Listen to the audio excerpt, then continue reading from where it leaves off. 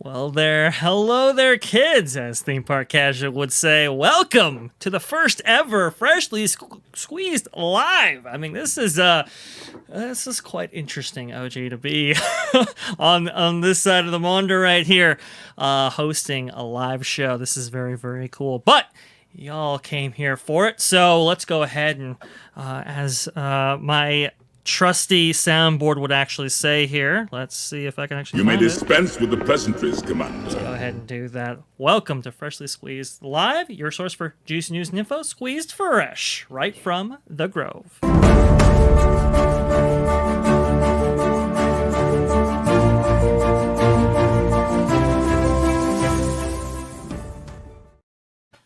Absolutely, 100%, right? So very, very exciting to be here right now with the amazing OG55 and Theme Park Casual right here.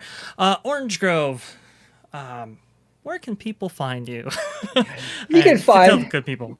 You can find me right here on Orange Grove 55 on YouTube, where we talk all kinds of stuff like theme parks, movies, film, streaming, corporate, all of it. We talk about all of it with these amazing gentlemen all the time.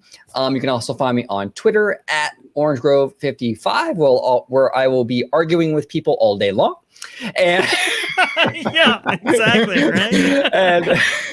and that's pretty much about it. Those two places. And it's an honor and a privilege, sir, to be doing this first Freshly Squeezed Live. I think it's gonna be a lot of fun talking Fantasmic and all kinds of stuff. So thank you for having me on, Dr. Dre. I do appreciate it. And I actually have a special drop for you today right here. Let's see if I can do it here.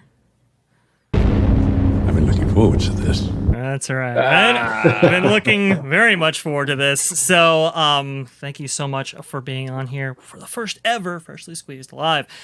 Theme Park Casual, the one, the only, just the amazing streamer to the force when it comes to the parks, just absolutely producing amazing content.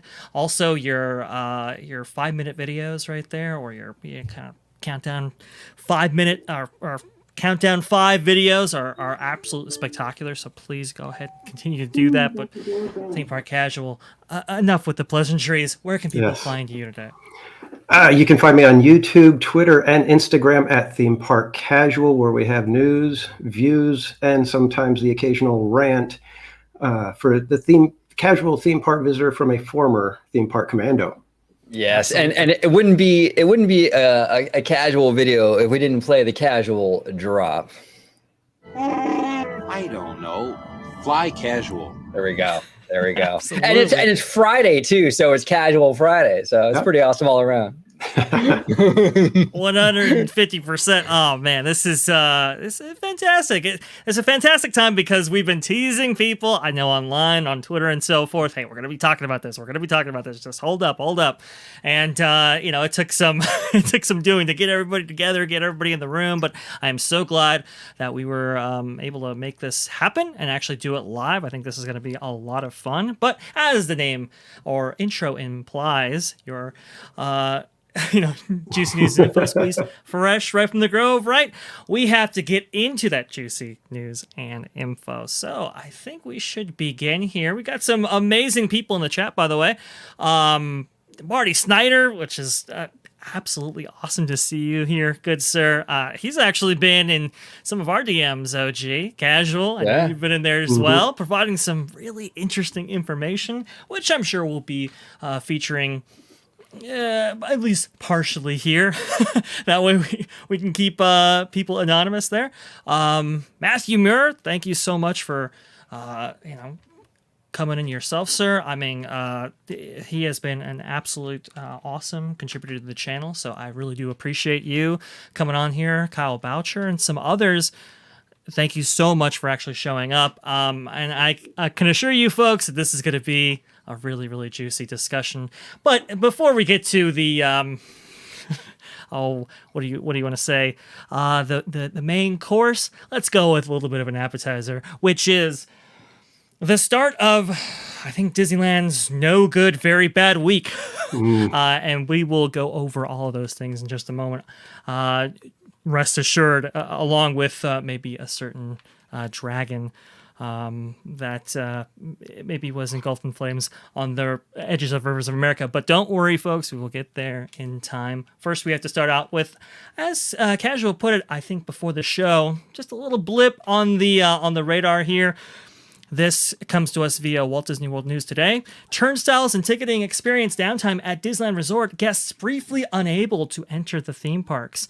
This was an interesting kind of story that you don't often see. I have long complained about the insufficient IT infrastructure at the Disney parks right now, and how it's not the most let's say guest friendly of an experience, but I have not seen anything like this before. This actually comes on the same day, by the way, that I believe Walt Disney World opened their new annual pass holder sales. And so that might actually have something to do with it. But this actually caused a lot of calamity. For example, people couldn't actually redeem their free parking privileges. So for a little while there, Disney was just handing out free parking for a bit as people actually came in to enjoy their day at the theme park. People couldn't actually get inside, and services inside the actual parks were actually down as well, at least reports of them being down, which includes like your Genie Plus, your discounts if you have an AP, and so forth. It was a real disaster here. OG, what do you think about all this, and how do you think this impacted people's experience this day? Well, it was a horrible impact. I'm sure guest relations had a busy day. That's for sure. I mean, it's a disaster.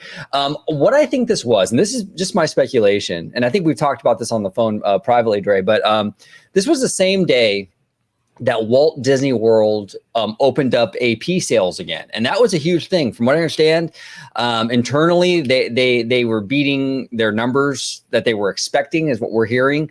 It was a big day for Walt Disney World. Why that's impactful for Disneyland Resort, though, is from what I understand, Disneyland systems are based in Orlando. So you have this surge of people like this, jumping on that system to get those APs, and it's impacting the IT infrastructure here in California. I think they are definitely connected. And again, this is my speculation. I could be wrong. I just think it's a little bit of a coincidence that they were getting overwhelmed over there in Florida, and it was kind of creating a shit show over here in California. And I do know that the IT systems for our resort are based out there in Florida. So I think that's pretty much what was happening here. But again, this is not a good show by any stretch of the imagination. This is extremely frustrating. And look, if I'm a Magic Key holder and I had a reservation for that day, right? And I waited in line, I had to wait hours and hours to get into the park, and I gave up and I went home. I hope Disney honored those kind of situations and said, and we're not going to count that against you as a no-show. You made a good faith effort to get to the parks, and clearly things were problematic. And I really hope Disney didn't mark people down for things like that on a day like this. I haven't really heard of them doing that, but just putting that out there because, just not good. So yeah, overall, very bad day, and extremely frustrating. And I just, my heart goes out to all the guest relations cast members that day, because that must have been a terrible experience at work. I am so sorry. I concur with a lot of your main points there, OG, especially on the IT infrastructure being shared with Orlando services and servers and so forth. Not the best setup, I'll say. And this has been a problem for quite some time, but it's the first time that I think, servers being overloaded for, guest demand, let's say for APs, has impacted a park like this. Again, I mean, it is let's say a connection that requires a little bit more validation, but I think OG, we pretty much had the same initial reaction to this. It was like, okay, this is weird. These two things are happening simultaneously. They have to be connected in some way. Casual, your thoughts on all this? They seem to be having these sorts of issues. This one was pretty major. Normally it's just online, getting tickets for a special event or whatever, or like you said, when annual passes, go back on sale, that's an online thing. It doesn't affect the, park guest at that time, at, that day. This one, that's massive. I mean, think about how many hundreds of cars probably went through that, they lost revenue on, just for starters on that. Then you've got all the people. I mean, how do you tell somebody, I'm sorry, we're not going to comp your ticket after you waited out in the Esplanade with, a couple thousand other people cramming in? So there's revenue loss there that they're having to comp some tickets. But I just don't understand how, after all of these issues that we have, and it's not even, you can't say like, oh, well, it's just this year, or, but it's been for years. Yeah, absolutely. Why don't they have some of these solutions in place for these kind of situations when they know, okay, every time we have, Oogie Boogie Bash going on sale, we end up crushed. Yeah. Why aren't they making adjustments and saying, you know what, we have to get this figured out for our guests? Well, and even from a business perspective, right? Like, you never want to have a situation where people can't give you money. Right. Exactly. Like, it's bad business. It's just straight up bad business. Absolutely. Oh, could you imagine the lost revenue from this? Oh, gosh, it's got to be. I mean, it's many millions, I'm sure, just per minute almost from people not being able to access crucial services. I know for cast members themselves, they were having problems with their systems and how they were interacting with guests and so forth regarding discounts and some other things. Imagine if you got Genie Plus and you couldn't actually reserve the times that you were supposed to for your, let's say, Lightning Lane access, for example, right? I mean, these are devastating consequences for guests attempting to visit the resort. And I do concur with you, Casual, that this just keeps happening. It just keeps happening. It just keeps happening. Not maybe to this extent, but this kind of bad IT infrastructure really does keep rearing its ugly head. Again, it's been limited to demand for Oogie Boogie Bash tickets, or when annual passes or Magic Keys come back online, that kind of thing. But this is getting quite severe now, and as the company attempts to increase capacity for these parks, well, it becomes and further relies on digital infrastructure for their needs and for their operations in the parks. It has become clearly evident that something needs to be done to address this issue, especially now since it actually has impacted revenue, I'm sure. Yeah. Now Kyle here says, why would they base the DLR services in Florida? I guess that's why the DLR and WDW website and the app are basically the same. Kyle, that's a great question. I think it kind of comes down to just like uniformity and just kind of having like a uniform system across the board. But they got to readdress that. There are two separate resorts, and I think that they should have two separate systems. I don't think everything out here should be based out there. I think they really need to reevaluate that, because it's clearly not working. At the very least, they need to be able to partition things so that, okay, maybe there's a main, source, but the things that are pulling from it are in different places. So if one goes down, it's not affecting, something else across the country. That's crazy. Correct. Yeah. And it's what's frustrating about it. The reason why they would do something like that for, kind of have one place to actually handle your IT infrastructure for both parks, even if they are on different coasts, is because you can consolidate your resources like that. I know a thing or two because I work in IT. A lot of companies will actually do that in order to mitigate costs and so forth. You don't have two different teams. You don't have, two different facilities where you have servers and so forth. I will say, though, it's kind of nice having two different facilities because of backups and so forth, and and all of that. If case like one building were to burn down, foreshadowing of a future story that we have, careful. Right? Yeah, exactly, right. Then you don't lose everything. That's why two physical locations is quite nice. But I can see why they would want to consolidate teams. I will agree with Casual to partition these kind of things, to have them kind of set up so that, let's say, if you were like selling a product, let's say it was APs or Oogie Boogie Bash tickets or whatever, you have that on one server, you have that on one system so it doesn't affect all your others, and you have backups for that. You have procedures for cascading and so forth. Again, these are like little requests happening. Now, there are thousands of them per second. Right. They're all super small in the grand scheme of things. Disney's not like live streaming 4K HD video from multiple resorts all at the same time and setting up their own back of house infrastructure to facilitate that, right? That would be like, okay, that requires quite a bit there. This is all just small packets and requests going out for all these digital services. Why are these things going down? Well, and for my 9-to-5 job, they made a conscious effort to sort of branch out, diversify locations across the country. Because if you have one location, let's say in California, well, if California has a major earthquake, it shuts the whole thing down, right? So they made a conscious effort to be like, okay, we'll build an office in Florida, we'll build an office in New Jersey, right? So if New Jersey, for example, and shout out to our buddy Doc, by the way, New Jersey, right?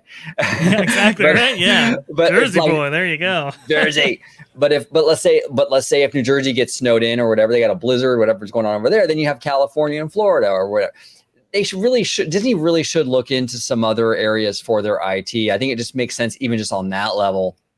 Matt Landgrave here says even the climate control for all the buildings in California are controlled in Florida. See, it's too much. It's too centralized. I get it. Like Dre, you mentioned, it makes sense. You want to centralize and it makes a leaner operation, but you also have to have lean is good. You want to have lean, right? I mean, there's nothing wrong with that necessarily, but what you also want to have is redundancy. Right. And you also want something that actually works, right? Like lean is great. That's first off. Right? I know. Lean is fantastic, but if you're having issues like this, then okay, we got to figure a way to be lean and make it work. Of course. Oh, absolutely. You want redundant systems. You want, sometimes it is kind of good to spread things out. In your case, OG, and that's not to say that Disney isn't doing that right now, but clearly not doing it to the extent to prevent issues like this. So, again, I mean, it's like I rag on it casually. You've been a longtime viewer of OG55. You know me. I rag on this every once in a while. It's like, guys, come on. You really are relying on these systems now. Not just for theme park entry. I mean, it's think about how many times your ticket, it's some kind of, I don't know, scanner or input or whatever. When it comes to your, in the case of Magic Keys, your discounts, right? If you have your ticket that day, it can be crucial for something like Genie Plus or the DAS system or whatever. It's just it's unfortunate that the company has to be, I don't know, they have to learn their mistakes from incidents like this. But as you'll see, that's kind of an ongoing theme with the company, which is really unfortunate.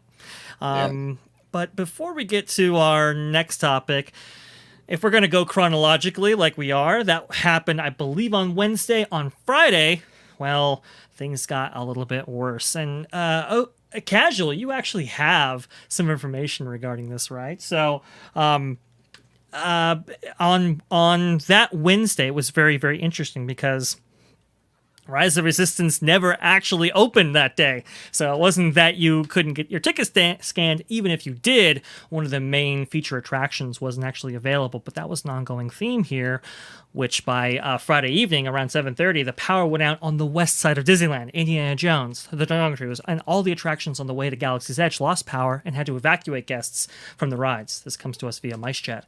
Star Wars Galaxy's Edge was so heavily impacted that the land was closed, and the cast were turning guests away and informing them that the land would be closed for the rest of the night. Power outages aren't uncommon at Disneyland, but this was a big one. Things started returning to normal in time for a delayed start to Fantasmic, which we'll get into in a moment, and the fireworks. Casual, now you were actually live streaming on that night, if I'm not mistaken, and I believe I have your footage right here, if this is it right here. Could you tell us what we're looking at and what you personally experienced on this night? This is the queue for Rise of the Resistance, and I titled my live stream A Relaxing Night at Disneyland, and it was anything but for me. It was hilarious. It started, for me, I was having problems with my adapter on my equipment, and it was plugged into my mic and my phone, and it wasn't allowing the phone to charge. It wasn't getting power from the power pack. Right. So I was sitting there fumbling with that in the line right there. So that was my start for my own technical issues. So I guess I shouldn't be the one, slamming Disney for things. So Freaky Friday, anyways, right? yeah, seriously. And so I got it finally working. Good. I had to basically just disable my mic and go straight to my phone to charge it. So we're waiting in the line, and you can kind of forward through a little bit. Right as we get, we tell the cast member how many in our party, and we get sent to the doors of the briefing room. We're standing there a little further.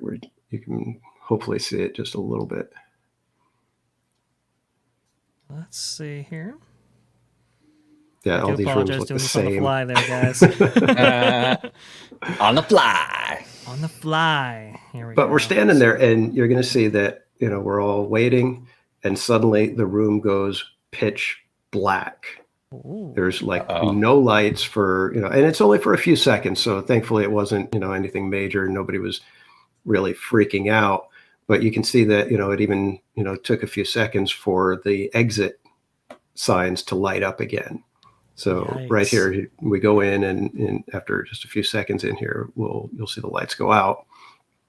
And you'll see that it's pitch black, and then you'll notice a little green light because that exit sign right there is going to relight basically off of its battery pack. Gotcha. Yeah. For emergency And services. so that was the start. And everybody, at that point, we're all thinking, okay, Rise went down like it normally does, nothing major, just a typical sort of a thing.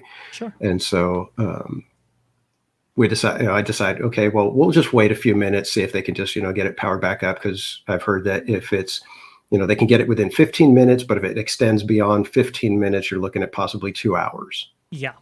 So there it goes. Lights out. There it is. Nothing. Holy smokes. Well, and if you listen carefully, guys, you can hear. Everything is proceeding as I had foreseen. Oh my gosh, I didn't catch that when I was there live. So I must have been a little I think freaked we out. gotta So continue with the I am altering the deal.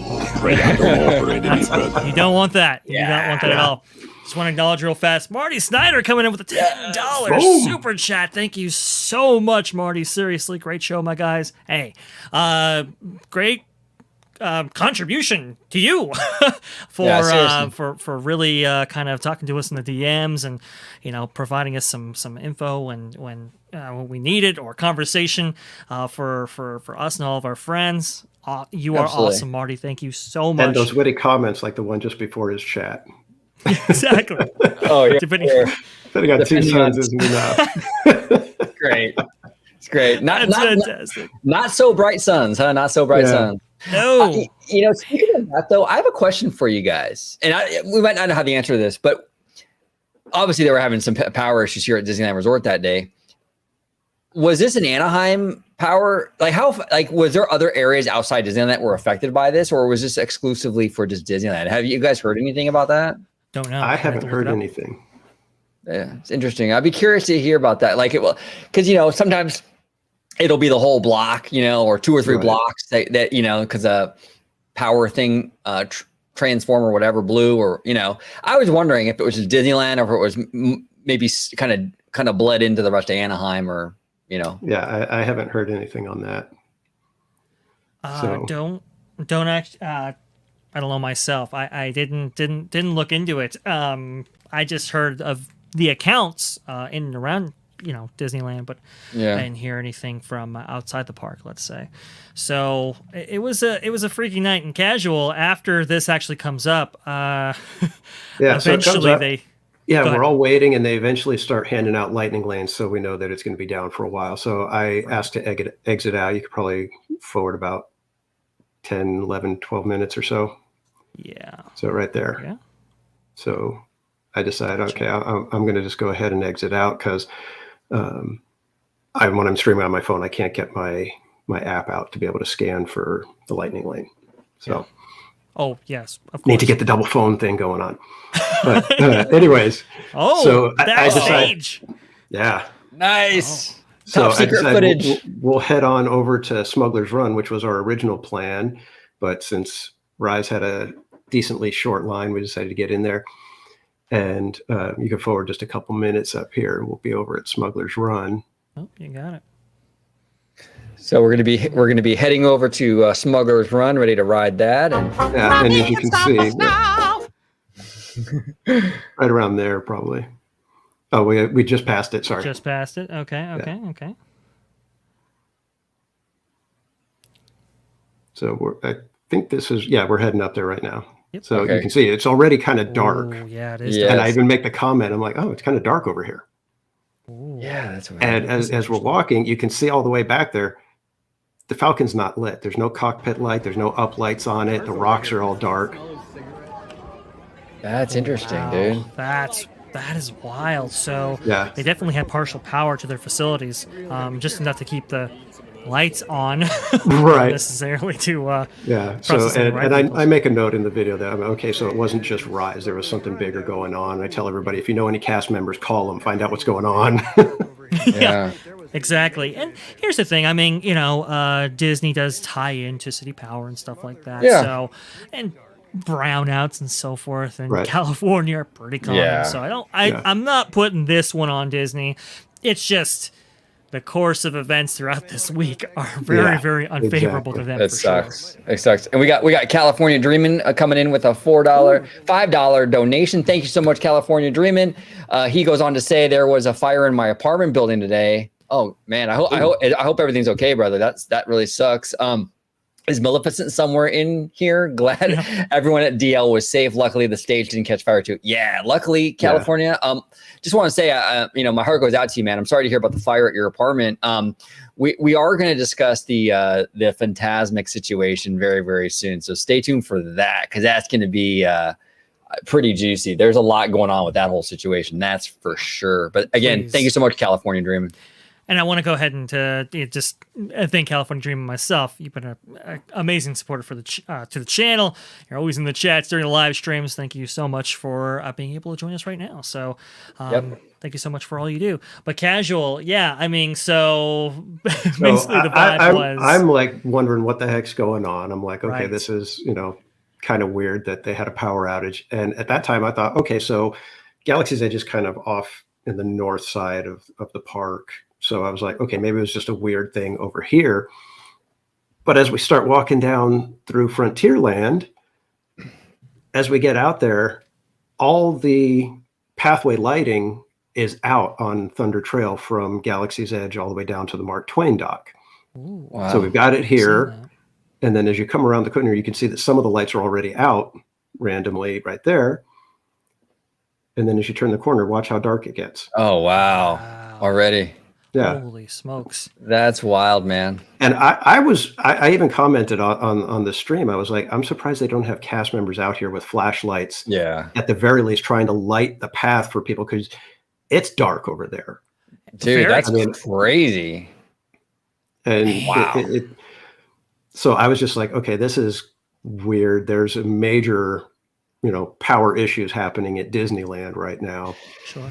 So, so we continue on, Yes. and that was, basically the gist of the night right there. When I went over to get ice cream, I ordered at Gibson Girl. I'm standing waiting for my ice cream, and the young lady behind the counter starts calling out to people, if you purchased, from Register 2, please bring your receipt up here. So they were having issues with Register 2, that it Right, wasn't okay. sending things to the kitchen for them to be able to prepare the thing. So I was like, okay, maybe Register 2 is connected to Galaxy's Edge somehow. Exactly. So Exactly. it was like, okay, there's that.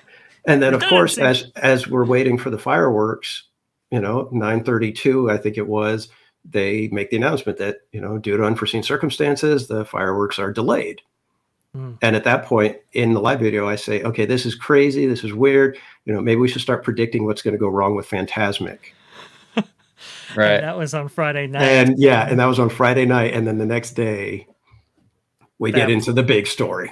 Into that the big brings story. us to our our main course, right? Which Yeah. is unfortunately a what is it? The flame charred Murphy. Here you go via ABC News here. Dragon at Disneyland bursts into flames. No injuries reported. This was Saturday night, so day after Casual had his very unusual time at Disneyland Park itself. This made national news. This was a really, really big story. And, well, I mean, I guess that's fitting because it is a very, very big dragon there. So we'll go ahead and look at some of this footage here just to... Oh, real quick, Dre, if you could pause just for a second. Yep. Whose video is this? Just so we can add on here. There's Theme a Park lot, Detective. but Theme Park Detective had just about the best video out there, and there were he's some a friend, others. He's a friend of mine, so yes, definitely a good guy. Oh, of course. Cool. Hey, Theme Park Detective. Yeah, he must have got some major traction on this video because everybody was I believe watching. he's at like 4 million views right now, or something like that. So, He good guy. And just so everybody knows, I've seen a lot of people asking in the chats on other places, why do we call it Murphy? When this animatronic was first developed and installed at Disneyland for Fantasmic, it seemed to be having problem after problem after problem. Therefore, everybody was giving it the Murphy's Law treatment that, whatever can go wrong will go wrong. Correct. And so it was affectionately named Murphy. There's a really great. Real quick, I just want to say, which actually is, in a weird way, kind of poetic that he went out like this, right? Like this Murphy's Law. A blaze of glory. How else would Murphy go out? It's right. I mean, It is true. It is true. If anybody is wanting to know the full history of this animatronic, Hobby Drama over there at Reddit has quite a lengthy post here. Murphy, the story of Disneyland's giant animatronic that just refused to work and the fan base that waited all summer for it to show up. This figure made its debut in 2009 as part of the Summer Night-tastic promotion. Yes. Casual. Do you remember that? OG, do you remember that? Oh, yeah, I was there for that. Yeah, quite a bit. And remember that the Fantasmic Dragon was the main feature of that promotion. It was on banners, it was in commercials, it was on billboards, all that. And Summer Night-tastic comes and no dragon. And it's not until actually after the Summer Night-tastic promotion that Murphy, as it was dubbed by fans, whatever can go wrong will go wrong, actually made her debut because there were a lot of problems behind the scenes trying to get this figure to work. And it has had quite the illustrious history beyond that. One of its supports famously actually gave way and it kind of nosedived and the face planted into the rest of the island there for a little while. That was eventually resolved, and it's actually been working fairly consistently after that. Obviously, there are technical issues that prevent it from actually rising out of that pit down there, which we will get into in a moment. But for the last, 2009 till now, it's been fairly consistent, almost 15 years now. Well, on Saturday night, this happened. So this was during, I believe, the second performance, and that ball of fire shot out. Everything was fine. Everything's good. But as if you can see there, very, very closely, I don't know if anybody can see, but you can actually see that there is some of this fluid that is used to actually, as this propellant, to actually create that flame effect is actually leaking from the mouth. So that was kind of the first kind of like, uh-oh, something's going on here. That isn't quite ordinary.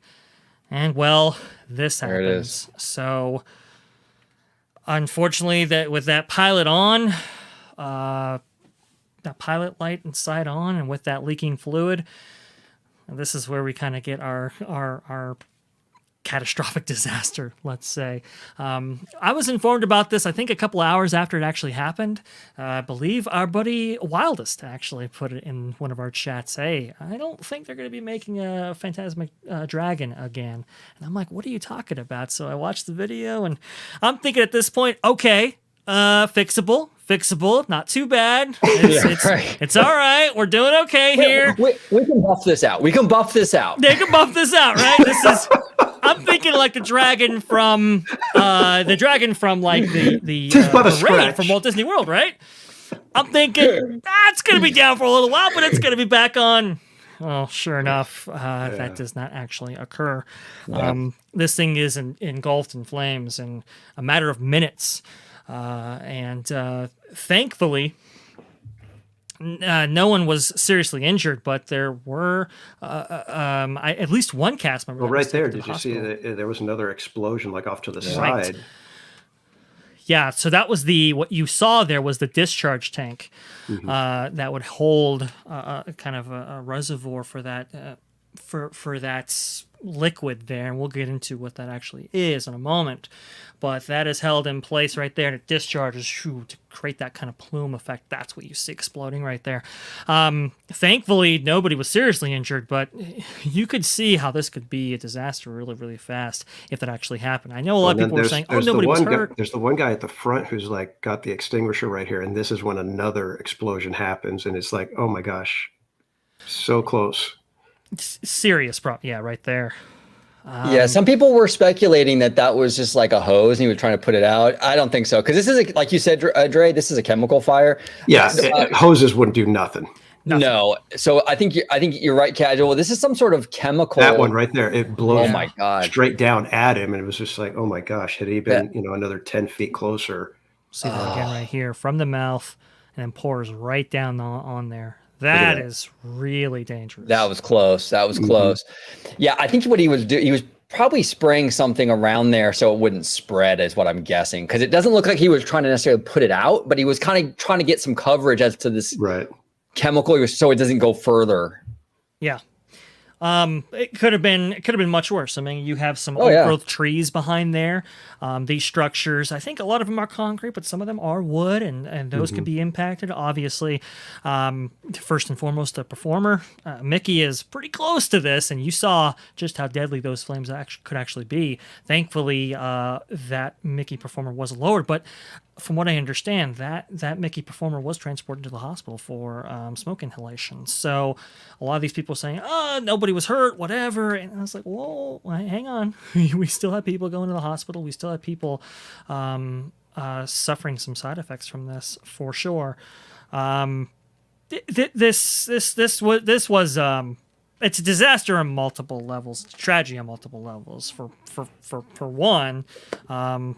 To have this incident actually go off and for it to be as deadly as it was, thankfully, no long-term side effects or damage experienced by this, both for the lives of the performers in and around the area, the technicians and so forth, but also the structures and the island.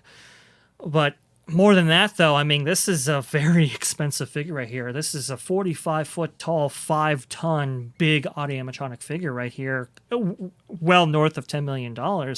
And now this has been destroyed unceremoniously, but as casual as you bring out, probably in a it's just as, I don't know, sensational as when she debuted, maybe.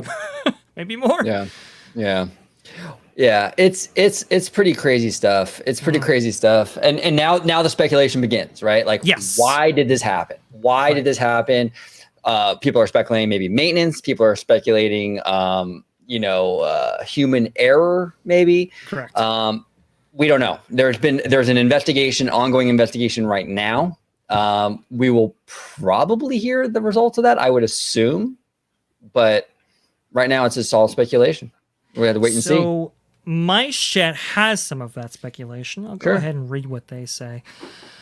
But the thing none of us will ever forget was the moment that Fantasmic's beloved Maleficent Dragon burst into flames as guests watched, stunned on a busy Saturday night. At first, no one knew what to do, so everyone remained in their spots. But then, as a huge fireball erupted from the dragon's head and began ripping fire onto the stage and the body of the beast, people got up and started moving. It was a chaotic scene until cast members and guests were all on the same page that it was time to get out. Sadly, Murphy, the pet name for the Maleficent Dragon is known by, was fully engulfed in flames and did not survive the evening. It took firefighters about 2 hours to fully control the situation, but they arrived too late to save Disneyland's most impressive animatronic. You can just see right there the flame. I mean, that's a 45 foot tall figure, and I mean these flames are what, 55, 60 feet high. I mean, this was quite something right here. Meanwhile, cast with a garden hose and some small fire extinguishers attempted to keep the flames from spreading, all while glowing chunks of the dragon rained down upon the stage. Now, I got to disagree with them on that, though. These were not garden hoses. They understand it's a chemical fire. They were spraying some kind of retardant or something on there. That was not. Yeah, they have to have something like that on the island for the so. just as an emergency, and it may not. Unfortunately, I mean that was a gigantic fire, so it probably wasn't of the grade that would be required for that. But yeah, I'm sure they have some sort of electrical chemical fire retardants and things, but just not something for that scale. Yeah. It was a very late night for us as we attempted to gather any photos and video that we could to see what happened and why the situation got out of control so quickly. So what did happen? Disney put out this statement right here. The big thing about this is that Anaheim Fire and Rescue quickly responded. Yes, that's true. The fire still didn't burn for 2 hours, though. Due to smoke and wind, attractions near the island were safely evacuated from any guests, and the cause of the fire remains under investigation at this time. We'll talk about that in a moment. We are temporarily suspending fire effects similar to those at Disneyland Park's Fantasmic at select shows and entertainment experiences globally out of an abundance of caution. First, it's very important that we keep this in mind. This investigation is just getting started into what happened. However, there's a lot that can be inferred from watching the videos, but what we are ultimately left with are questions, lots and lots of questions about safety checks, maintenance, and disaster planning. When Fantasmic opened a little less than a year ago, it was completely refurbished. All the fountains, fire systems, barges, and props were refreshed in one way or another. So how could this could have happened? The Fantasmic Dragon spits a fuel called isopar. It's a fairly clean burning fuel that ensures less black carbon and fumes, better known fuels such as kerosene produce. It also floats on water and keeps burning. To put out an isopar fire, it needs to burn off the fuel, dissipate, and be smothered with foam or a special dry chemical fire suppressant equipment. We'll get back to this in a moment. On Saturday evening, Earth Day, ironically, and this was a kind of a funny thing too, because I guess it was this like St. George slaying dragons day over there in Europe. And that's right. Disney UK put out a tweet saying, "Oh yeah, slaying dragons." It's Maleficent the dragon right after this actually occurs. That was probably funny. It was probably like a scheduled tweet. Yep. It was unfortunate timing. That sucks. On Saturday evening, Earth Day, something strange was happening with Murphy. The usual blast of fire, which sets the river aglow, didn't go off as planned. Fuel sprayed from the mouth of the dragon, but didn't fully light. And from there, things spun out of hand pretty quickly. It's very likely that there was a leak in the flamethrower system. We'll talk about that in a moment. Yep. The fuel system anyway. But whatever the cause, fuel can be seen leaking out of the head of the dragon. The show should have been stopped at this point, and even as the dragon's head first catches fire, the show still doesn't stop playing for nearly 20 seconds. That may not be like a long time to some, but count 20 seconds out loud. It's a very long time when safety is on the line. This. Go ahead. Well, when you watch the video, though, the music kept going on for 20 seconds. Yeah. But the figure stopped almost immediately once the head caught on fire. Yep. But they're right. The music kept going, but the music doesn't really matter. You know what I'm saying? Yeah. That's the aftermath right there. I'll differ with him a little bit. I mean, stopping this show, with 5 seconds, 10 seconds, I don't think that would have necessarily mattered in this instance, only because really what you're looking at is you're hopefully wanting a fire suppression system to activate and to extinguish these flames in a timely fashion, not to stop the show. Now, there was a performer that was there, obviously, and thankfully no life-threatening injuries there for sure. Could have been much, much worse. However, this kind of brings the question up about a lot of this stuff, as touched on by MiceJet here. What actually did happen, and what can we do to prevent it from happening in the future if we actually go down this path? What should have been there in the first place? What the fallout is for this? Oh, gee, there's been a lot of discussion about this. From what I understand, people internally blaming each other. I can't say in what capacity, but there's some finger pointing that's actually been going on here. And I don't know. Again, this is kind of preliminary speculation, right? And there's an investigation that has to be conducted. And yes, there are some things that can be inferred, but there are some very crucial details here that really, really do matter. But it's all just shocking to say the least. OG, your thoughts? Yeah, it's far too early to make any real kind of assessment. Like, and none of us are experts here. None of us are engineering and safety experts with this stuff.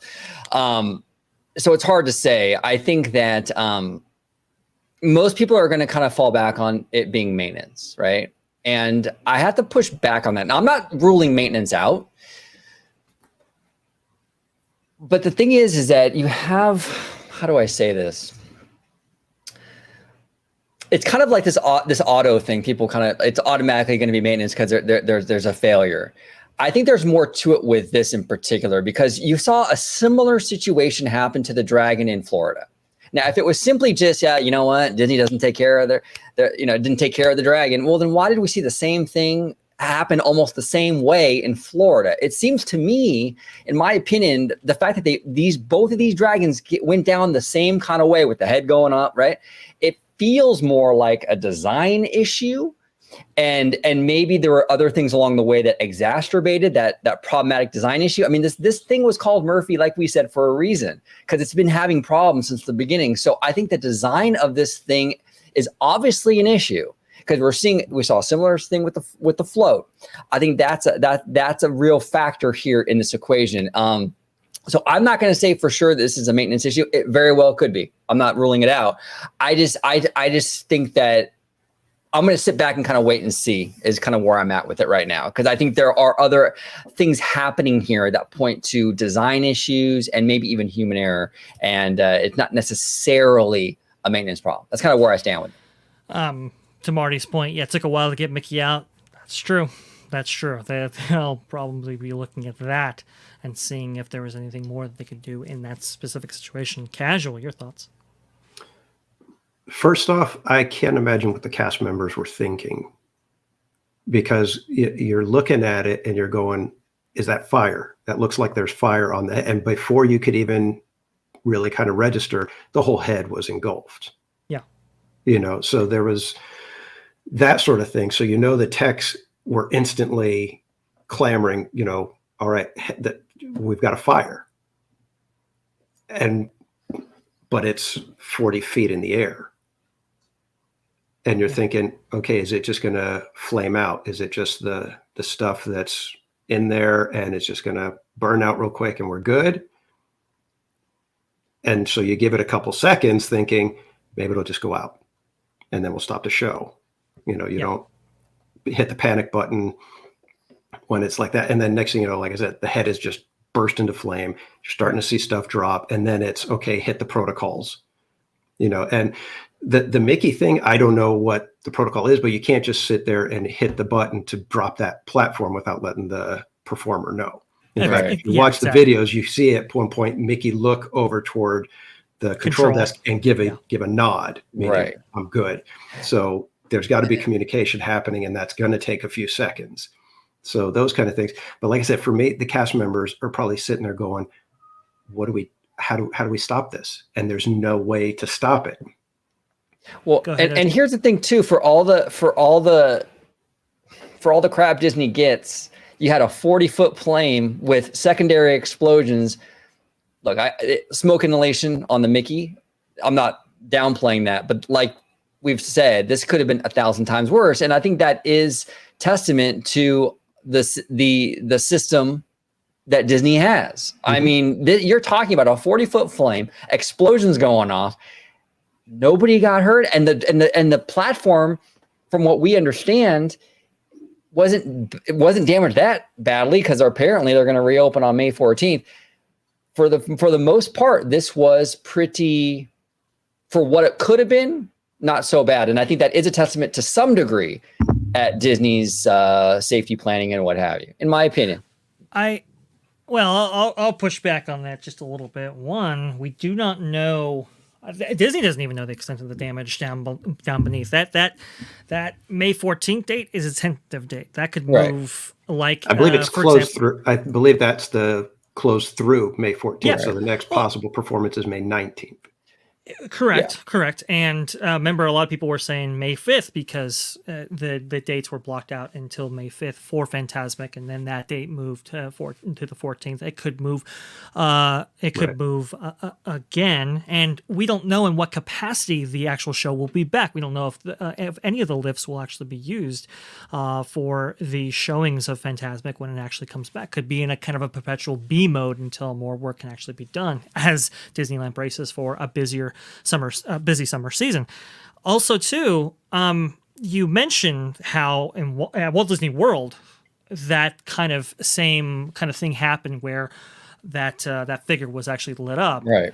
And in the same way, pretty much. True, but shouldn't that put on additional pressure for Disneyland to ensure that doesn't happen again? Because an incident like that actually happened before. Absolutely, but I'm just not. My whole point with that is that it's not necessarily, oh, well, they're just cheap and they just didn't take care of it. I think that this points to a design issue, and they should have took extra steps. Absolutely. But I just think that not a lot of people are focusing on the design issue, which I think is a big issue because the other dragon has a similar problem, as opposed to it being like, well, they just didn't take care of it. I'm not really sure I buy that. Well, that's the thing. If you know that there is a design issue with these dragons and you don't actually fulfill preventative maintenance, and I'm not even necessarily blaming Disney for this. Again, an investigation has to conclude who's necessarily at fault here, and we know that potentially with how Disney actually operates these days, third parties are involved with the installation of some of these figures and some of these effects and so forth. So we don't necessarily know who's at fault here. However, if you know that these things have been problematic in the past, my kind of instant gut reaction says, well, if you know it's going to be a problem, then there should be a process in place in which to kind of pressurize these lines, ensure that there are no leaks before showtime, maybe regular reinstallation of equipment as necessary, but also too, or even before it's necessary ideally, but even too, like, why don't you have a fire suppression system built into the actual dragon itself? That's a kind of a looming question there, right? Because if you had a system built in place in which you could have an instant shut off or kind of an instant, let's say, a chemical vacuum. Activation. Yeah, it's something to suppress it right inside the head of the dragon. A vacuum that could actually remove that fluid on a dime right there, and maybe kind of hoses in there that could actually put out a chemical suppressant at the point at which it's actually burning. That could have mitigated these damages. And I will say, from an insurance claim standpoint, because I know a lot of people are getting into kind of this idea that, well, maybe they could claim insurance for this. That is a possibility. Again, that all is kind of contingent on that investigation. But usually with insurance claims, they want you to mitigate your damages. And so if you know that this is an issue, maybe seen at other parks, and that wasn't necessarily fulfilled here, I could see an insurance claim or insurance company going, hey, you know what? We're not actually going to fulfill this because you didn't install anything to mitigate these damages like an internal suppression system. But go ahead. Yeah, no, the insurance thing. I mean, if Disney's at fault, if this is some sort of maintenance blunder, they dropped the ball, and Disney was supposed to, it's like your car, right? You don't get an oil change, you're going to have problems. I mean, if they dropped the ball on this and they didn't take care of this for whatever reason, the insurance thing is out the window. They're not going to cover it, right? We just don't know. That's it. This footage, by the way, comes at us from Document Disney. I wanted to go ahead and parlay this into maybe a little mini rant here regarding the state of Disneyland and maintenance in general. But before I do that, any final kind of thoughts on this guy right here and what we kind of think will happen? Maybe, what the future for this figure actually is. Do you think they'll restore this? Do you think they might go back to the head of the stick? Do you think they might build a dragon but better than before? What do you guys think? I'm thinking they're going to put a dragon in, but it's going to be better than Murphy was. It'll be obviously we've advanced in technology since 2009. Yeah. I think it's going to be a much better dragon, a much safer dragon. But I think we're probably a couple years away from that at least. Right. And I mean, when I saw it, I said, I'm guessing at least $50 million worth of damage. Potentially. I mean, you do have that very high powered lift for Mickey that kind of launches him up in the air in like less than a second or something. I mean, it's pretty. Right. It's And we pretty have no crazy. idea where it, anything that was falling down into the pit. We have no idea Correct. what it may have damaged because there's a bunch of stuff down there. Right. There are allegations of servers being down there that actually control some of these systems. We know that there is a lift that brings Murphy himself up right there. There's a lot of stuff down there, and like Marty actually brought in the chat, they're still actually assessing the damage. I do believe that is true. OG, what do you think? Yeah, no, I would agree with Casual. I think they're going to take the opportunity to build a better Murphy. There's a lot of doom and gloom out there, like well, they're going to cancel Fantasmic now, and we're not going to have a dragon. And no, I think we're going to have a dragon. This is Disneyland. It's a joke, to be fair to Florida stuff. But let's be honest, like they do favor Disneyland. They're not going to. Yeah, they're not going to let this go. I think we're going to get a dragon now, and it will be great. It, like Casual said, will probably be better than this one. But I'm not sure the fire coming out of the mouth will happen like it was before. They might utilize new technology, maybe some projection stuff to make it look like fire shooting out of his mouth. The fire element, I'm not so bullish on that. The figure itself will probably return. So that's kind of where I'm at with it. Yeah, I think that's a crucial distinction right here. Does this, if assuming that there is a new figure, does it have the same capabilities as the previous one? If it does, then there's going to be redundancy for that as well if things actually go wrong. But I agree with both of you, actually. I think there will be a dragon element for the future of the Disneyland Resort. The question really is what actually happens with that investigation, who actually pays for it, right? Because let's say insurance doesn't end up paying for it, because I think that's the more like that's the simplest kind of, okay, insurance pays for it, you get a new dragon, right? Yeah. Assuming that they don't, though, it really comes down to like who foots the bill for this, because I think there's three potential parties right here. I think it's Disney themselves as the big conglomerate that owns many different assets in many different industries, right? And then you have the Disneyland Resort itself, which has accrued a budget or capital expenditure each month to, facilitate the operation of their theme parks and invest in, rehabs and so forth. Does it come from that actual pool of money, or does it come from entertainment itself? Which, if it comes from entertainment, that's going to be tough because they don't get a lot of money to begin with, especially for big investments like this. That would be a stretch to kind of get it from there. My guess is that this would be coming out of Disneyland's budget. Yeah. And that's kind of interesting right there, because does the company kind of add a little bit to that in order to account for this, or do they actually do this themselves? Either way, though, I mean, if it comes from those different respective sources, this is going to be gone for quite a little while as those things are actually addressed and properly funded. Well, and I bet they were wishing that they didn't announce the Splash Mountain closure. Yeah, exactly. Right. Yeah. Right? We'll get into the summer that they're about to have. Yeah. Well, and then, another factor in all of this, too, is how much media attention, mainstream media attention that this whole situation got. So it's not like, like when the red car trolley didn't come back right away when the parks reopened, I was like stressing out because I love the red car trolley at DCA. Yeah. But if they were to discontinue red car trolley service, you're not going to have CNN reporting on that. No one's going to know, right? Correct. So it's very easy for Disney to sort of silently just put that to bed. Right. With this, though, they can't really do that. See, this has been all over the news. So they kind of have to bring it back to some degree. It's really bad optics if they don't, number one. Number two, we know on a corporate level, Bob Iger, he's on this accountability thing right now, right? And I know you can't pin this on Josh D'Amaro because we don't really know what happened. But it still doesn't look great on his watch. Let's be completely honest. Yeah. He's going to want to handle this situation, to handle it and fix this thing. You can't put Band-Aids on this. He's vying for that CEO position. He's got to do this and do it right. And that's another thing. There's a lot riding on it for him professionally. So I do think that I think we're going to get it done. But like Casual said, it's probably going to be a couple years. We're probably going to be in B mode and C mode or whatever for a while until it happens.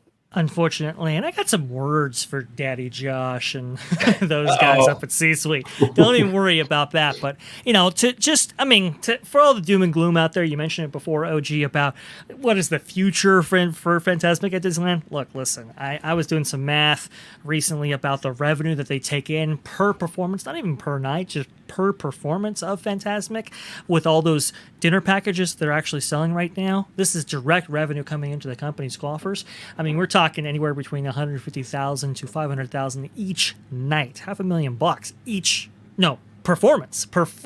Like I said, performance that this has actually showed in the park. So the idea that this is going to go away, no, I don't think so. They're going to milk Fantasmic for all it's worth, and Of course. we'll probably get a version 3.0 long before we get a kind of new show from scratch, right? But so the prospects are good that a Fantasmic Dragon will actually be restored in some way. But I'll say this, though. You've got a lot of unnecessary things happening at the Disneyland Resort. And this has been going on for a little while. I will say it predates Josh to some extent. I think this was kind of a philosophy ushered in by the Chapek administration, if I had to say, and not him as CEO, but him as the head of the parks division for a period of time. Because we've seen kind of multiple things actually happen. Go ahead, OG. Share my screen real fast. You'll remember in May of 2022, actually, there was kind of a scary situation which a Radiator Springs Racers ride vehicle actually caught fire with guests in it. That was like, whoa, that's kind of a bizarre thing that would happen right there. You'll remember that in November of 2021, during It's a Small World's conversion over to Small World Holiday, that the main pump room or control room for the actual attraction was actually flooded. I believe by the people who were actually switching this out right after the decorations were already put up. That whole system was flooded, and that led to a period of downtime for quite a bit there. Also, too, in 2019, with Tarzan's Treehouse, now, what is it? The Adventureland Treehouse. Adventureland Treehouse inspired by Swiss Family Robinson. Okay, gotcha. All right, this is fantastic naming scheme there. In November of 2019, a wooden plank from of the bridge into Tarzan's Treehouse snapped, prompting the attraction to close for a short period of time. But you'll remember in September 3rd, 2021, after the parks actually reopened of April of that year, the attraction closed for refurbishment. Demolition of the bridge and entrance tree began in April 2022, but that attraction still hasn't reopened. Why? Because they actually had to rebuild a lot of that structure. And we've seen this kind of thing happen before, but these kind of incidents where you take down kind of these attractions and have to rebuild them, or they suffer from this kind of catastrophic incident, these are once in like a 50-year type thing. Why are they happening in rapid succession like this? Also, too, World of Colors platform, right? One of the control systems, I believe in May of 2018 this happened, but one of the control vaults was actually submerged underwater, and that was taken down for a period of time. We saw just recently this fire actually take place in the control system for the Disneyland Railroad. This held a lot of vintage equipment behind these tarps that you see right here, these construction walls, and that was set ablaze. And if people are wondering why the Disneyland Railroad is limited to 2 train ops and there are slow departures, slow arrivals, and so forth, this is why, because now they have to do all these calls by radio in order to keep these trains from running into each other. So that slows down everything, and you're limited to 2 train ops for the foreseeable future. That still is in that state that you see right there. We're seeing a lack of maintenance across the resort, though. I mean, look at the railing of the Mark Twain right there. This is from, I believe, Attractions Live, her live stream. You can actually see right there Mark Twain not looking so good. Why? This is from Mice Chat's live stream. Why are the finials still not there, even after the 100th anniversary for the company actually debuted at Disneyland Park back in January? Still, those finials are missing. We're just seeing some, I think, a lot of evidence that suggests that the parks are just they're being run ragged. They're not maintained to the degree that we expect, and certainly not to the degree that we actually pay for as a premium product in the parks right now. And I think, me personally, this is the cue for Pirates of the Caribbean that just actually came up from refurb not too long ago, and it's already in this state, peeling paint, trash obviously, and so forth on the opposite side as well.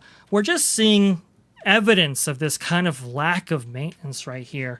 And it honestly, to me, it evokes a time at which this kind of deferral of maintenance philosophy actually took place for the Disneyland Resort back with the Paul Pressler era in the late 1990s and early 2000s, right? And we saw with that kind of mentality taking over, we saw the effects of that, and we saw the long-term implications for that. For example, if this entrance to Adventureland looks kind of familiar but kind of not, that's because a lot of the structure that you're seeing on the left side of your screen right there actually collapsed because of deferred, maintenance and negligence and so forth. To the extent that the Enchanted Tiki Room itself, as it lists right here, actually had to be rebuilt in 2005 in order for it to make its debut during the 50th anniversary. A similar thing happened to Space Mountain, actually. No collapse there, but they noticed some cracks in the infrastructure that required that entire attraction be taken down and rebuilt from the ground up. And we've also seen this have devastating consequences, unfortunately, like the Columbia incident, like the Big Thunder incident.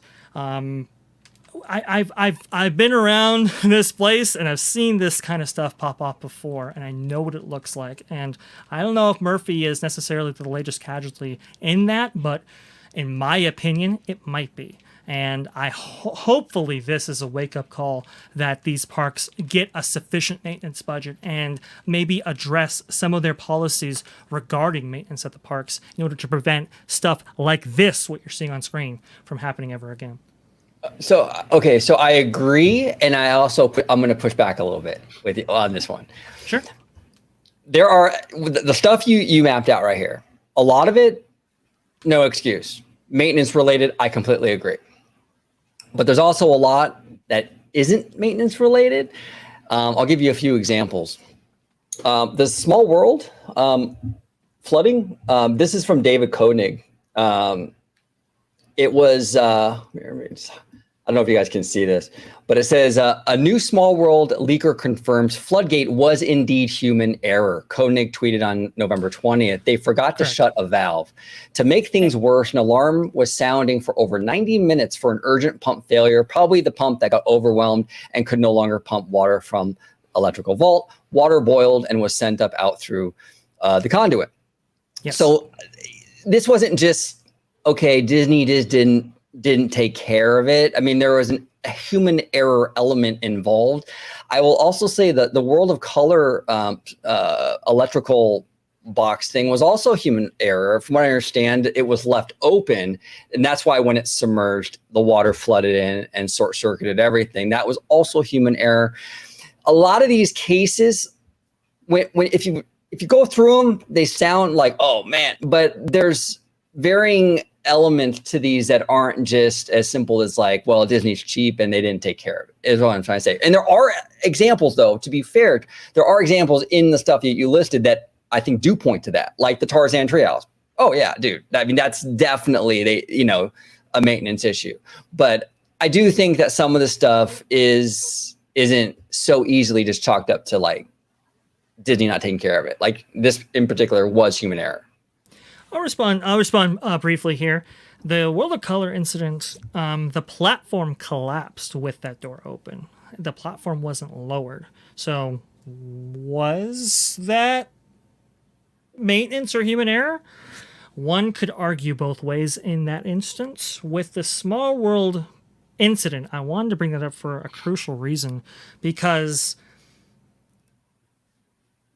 the technicians that they have in the park are not necessarily the technicians that they have had in the park in previous years. You have a lot of people who are green and a lot of people who are maybe not necessarily the most qualified. And that's going to be harsh, but the reason I say that is because Disney simply isn't putting out wages in order to get the best people for this, which leads to instances like this. So it is maybe more technical related rather than just maintenance, right? But I think it speaks to a philosophy of we're going to cut the budgets, we're going to run these parks, to the ground, basically. And whatever happens, happens. I think that's a mentality right now going on at Disney right now, because if they had maybe attractive wages to actually get a lot of their maintenance crew back, there are still technician and maintenance roles that are looking to be filled, right? If they had a suitable budget to get those people back, I don't think this right here happens. And that speaks to my larger point. But to be fair, I mean, Disney's not the only one going through a staffing. Like, I agree with you, like the wages and what have you. But this is like the labor shortage is something that's affecting everyone, though. So it's not necessarily like a Disney exclusive problem. With that though, this is Disney, who has built their brand off of we are the best. We are immaculate. There are, whether it's urban legend or, anecdotal, whatever, it's we change our light bulbs at 80% life. Yeah. That Obviously it doesn't really happen. That's not a real thing. But those are the kind of things that Disney had out there. They have trained us to look for those details. That's why people like us exist, is because we fell in love with the parks and wanted to know as much as we could about them. And Disney put out the information and said, this is what we do. This is why it feels magical when you're at Disneyland, is because we pay attention to every little detail. Nothing escapes our eye. And so we've been trained to look for those things. That's why, it's the railing right there with a little bit of, scuff on it. Is that really something that we should be, clutching the pearls for? Probably not. But Disney has trained us. You're not going to find that at our park. Yeah. That's the problem, is Disney has built their brand on that. And if they're not delivering on that brand, they've also priced their product for that as well. Right. And that's the thing. It's like, if you're going to be charging me, for annual passes 10 times what Knott's Berry Farm does, yet you're only maybe twice as good in the maintenance. Come on. You've got to say that, you've brought this on yourself at that point, that you're not living up to your own standards. We know that the environment right now, with the executives and cast members surrounding the Murphy incident, it's contentious there. Why? Clearly, some people feel that some people did wrong. Again, we have to really see what that investigation actually brings out. But I just hope this is a wake-up call for Disney to, like, okay, we're going to actually get custodial in there, because that's been an issue that they've had ever since they reopened in April of 2021. And we're going to get some maintenance technicians in here and actually do this thing properly. I mean, we have seen downtime, the likes of which I have never seen before. I've been covering the parks a long time. I have never seen downtime like we've experienced in the last couple of years. And look, a lot of that's just, not completely Disney's fault, right? Like you said, OG, the entire industry is dealing with issues regarding technicians, regarding specialty roles and so forth like that. And Disney, unfortunately, lost a lot of that due to what actually happened in 2020 and beyond. That being said, though, I mean, when you have a product like Genie Plus that actually relies on these attractions being up as much as they can be, and when you experience constant downtime like this, it hurts the operations of these actual parks. It hurts the guest experience for these parks. These things have to be addressed here. I really do hope where it's like, okay, look, we can't keep giving the parks, which account for as much as 50% of the revenue, total revenue, or income collected by the Walt Disney Company. We can't keep giving them the shaft. We gotta, allot some of our resources or our capital towards these parks and actually facilitate them to the degree that our guests actually expect and are paying for actively. Yeah, and Marty Snyder here says, I was told last week that the third shift is at 50%. That's bad. Yeah, and that's a big part of that is that labor shortage, and and that's gonna hurt. That's gonna hurt, and that's why I think right now we're seeing it's kind of the culminate. It's kind of a perfect storm of circumstances. Because like I agree with you, Dre. I think that the Chapek era, he was a bean counter for sure. We've been fair to him here on the show, but you definitely noticed. For the Parks product, it's had a lasting effect, right? Go ahead. Right. When he took over in 2015 as a Parks Prez, a couple years after that, you started to see some problems. Up until 2015, really the parks were kind of crushing it. We were getting DCA 1.0, we're getting Pandora, we're getting Cars Lane, all this stuff. It wasn't until Chapek kind of got in there that you started to see the wheels fall off a little bit, right? So I think that's a big part of it. I think we're getting we do have some residual of that. I do think that the Pandy is another huge blow to the resort. I think that caused all kinds of problems. Just the park sitting there for 400 and some odd days, I'm sure didn't help this stuff. The labor shortage is a huge part of it. So there's a lot of I think there's a lot of things coming together right now in creating this problem, and it's unfortunate. It's unfortunate. I do feel. And here, hold on. I got a drop for it, but it has to be done. It has to be done. Sure. I do trust when it comes to the parks, Bob Iger, that he's going to fund this stuff properly. I trust him a whole lot more than I did Chapek. Sure. And I don't trust Daddy Josh. I got to be completely real. I don't trust him. I was just about to bring him up because this is really his purview. We're now several years removed, or Chapek was in there in November. I got it, but we're now several, I guess, months removed from him being out, and he is. I mean, you're supposed to have domain over your division, right? Why weren't these things addressed during the Chapek era? Why weren't these things? Why haven't these things been addressed now? Go ahead, OG. Yeah, no, I think with Daddy Josh, I think he's a chameleon. I think that he's the cost cutter when he feels like it's going to make Chapek happy, and he'll be the spender when he thinks it's going to make Daddy Iger happy. He just kind of does whatever he feels like his boss is going to like. So we'll see. Hopefully that plays to our favor, because I do think Iger is bullish on the parks. We've seen it. He is bullish. He's willing to spend. We're getting rumors about a Pandora coming here to Disneyland. I mean, he wants to spend money. So I think things will improve. But right now, I think it's just that perfect storm. We have all these things: the pandemic, the labor shortage, the Chapek era coming together, and it's created a problem, unfortunately. It has. I think it very much has. Look, I got to put some blame on not George Calagridis. Ken Potrock. Sorry, that was a couple presidents ago. Ken Potrock and Josh D'Amaro. Hey, where you at? Where you at? I mean, Disneyland, I would say, is maybe a legacy property, right? It was a significant portion of it was designed in the 1950s. So I think the bulk of its expansion, at least for that specific park, took place in the 60s to the 80s and stuff. So it's like, come on, guys. We have to maintain these aging structures, aging facilities, aging attractions, and so forth. And unfortunately, we've there's been a little bit of lack of love in that department. Casual, go ahead. Your thoughts on all this? I think that the general attitude has to come from Daddy Josh. Whatever he does in the coming months is going to set the tone. And so if you don't see quick announcements of getting back to the basics and really basically putting their money where their mouth is, it's not going to change anything. Because if his attitude is, we'll just go with what gets us by, that's the attitude the cast members are going to have. So it's not going to change anything if he doesn't come out strong and really, like Iger, with the accountability thing, saying, you know what, this is Disneyland. You are a Disneyland cast member. Correct.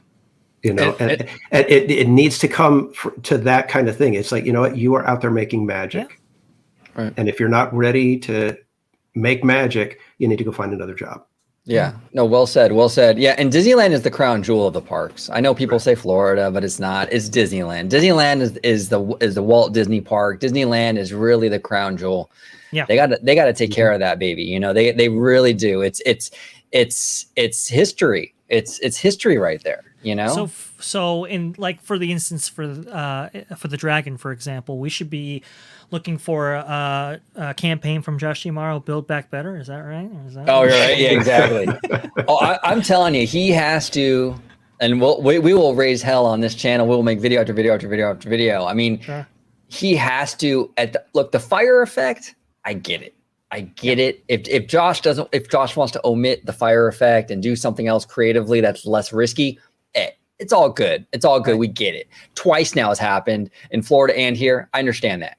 But if he comes through with the head on a stick out here, I'm gonna lose it.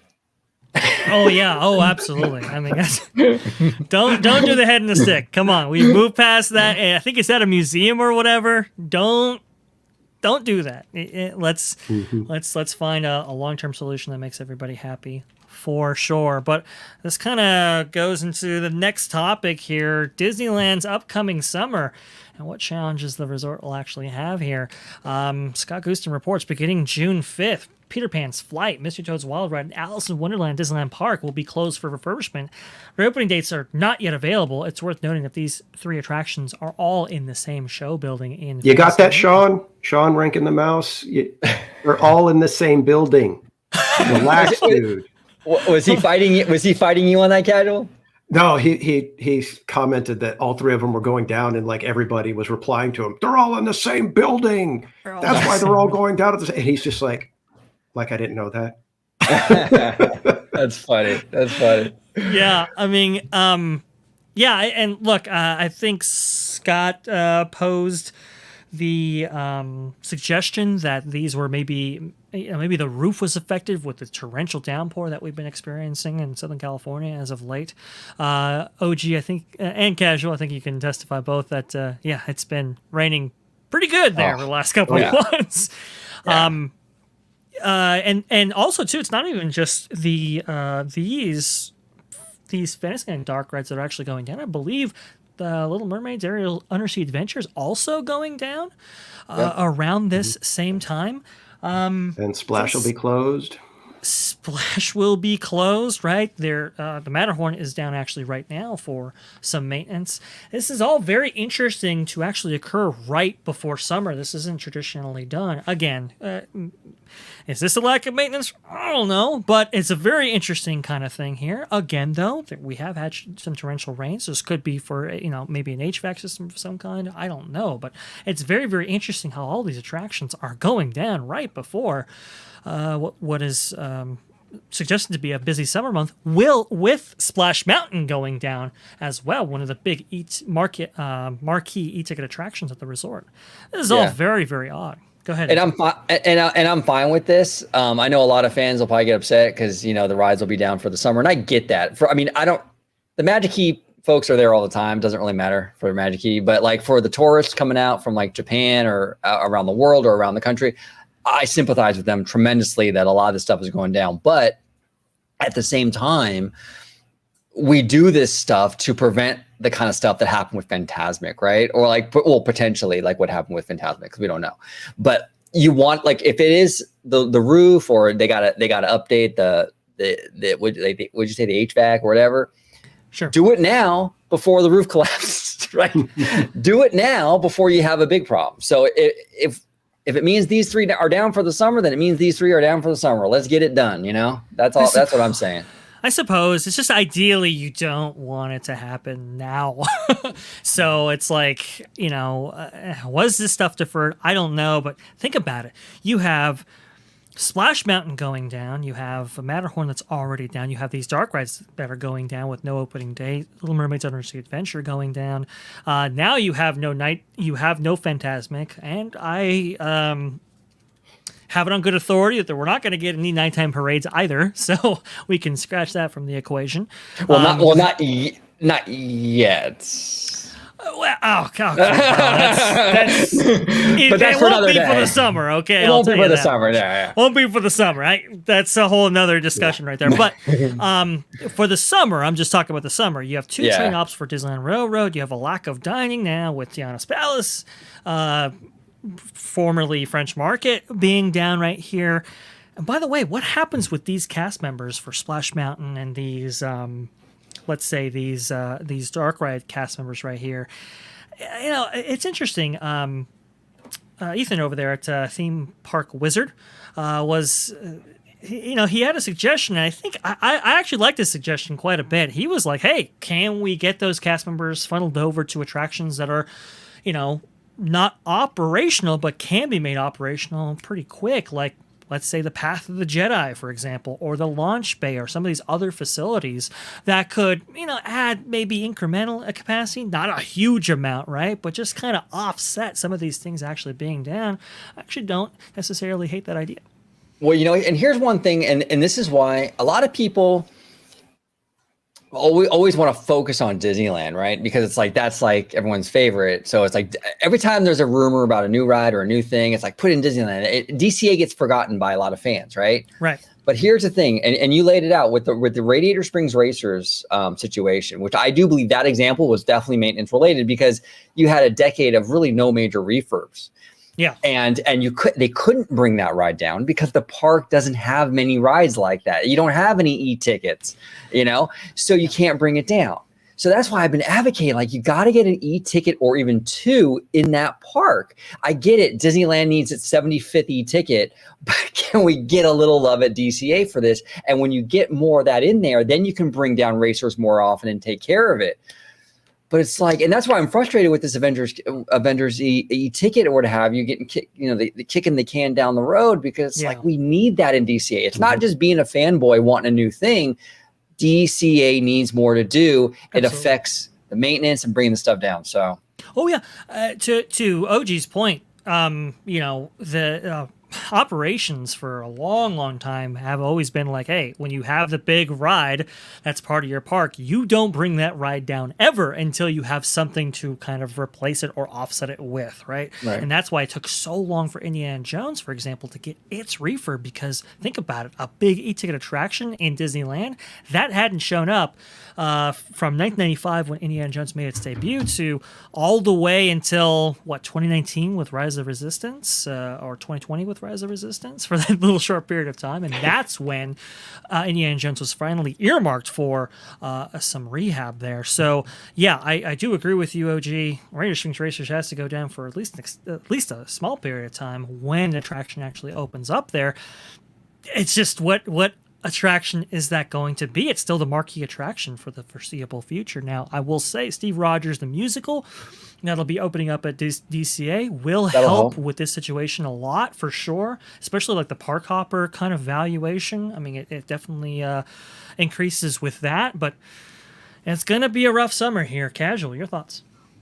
I'm just curious, do we have any reason to believe that the dark rides are going down for the entire summer? Because they have not announced any reopening date. Is that that's a good what we're point. assuming, or do we have some intel that leads us to believe?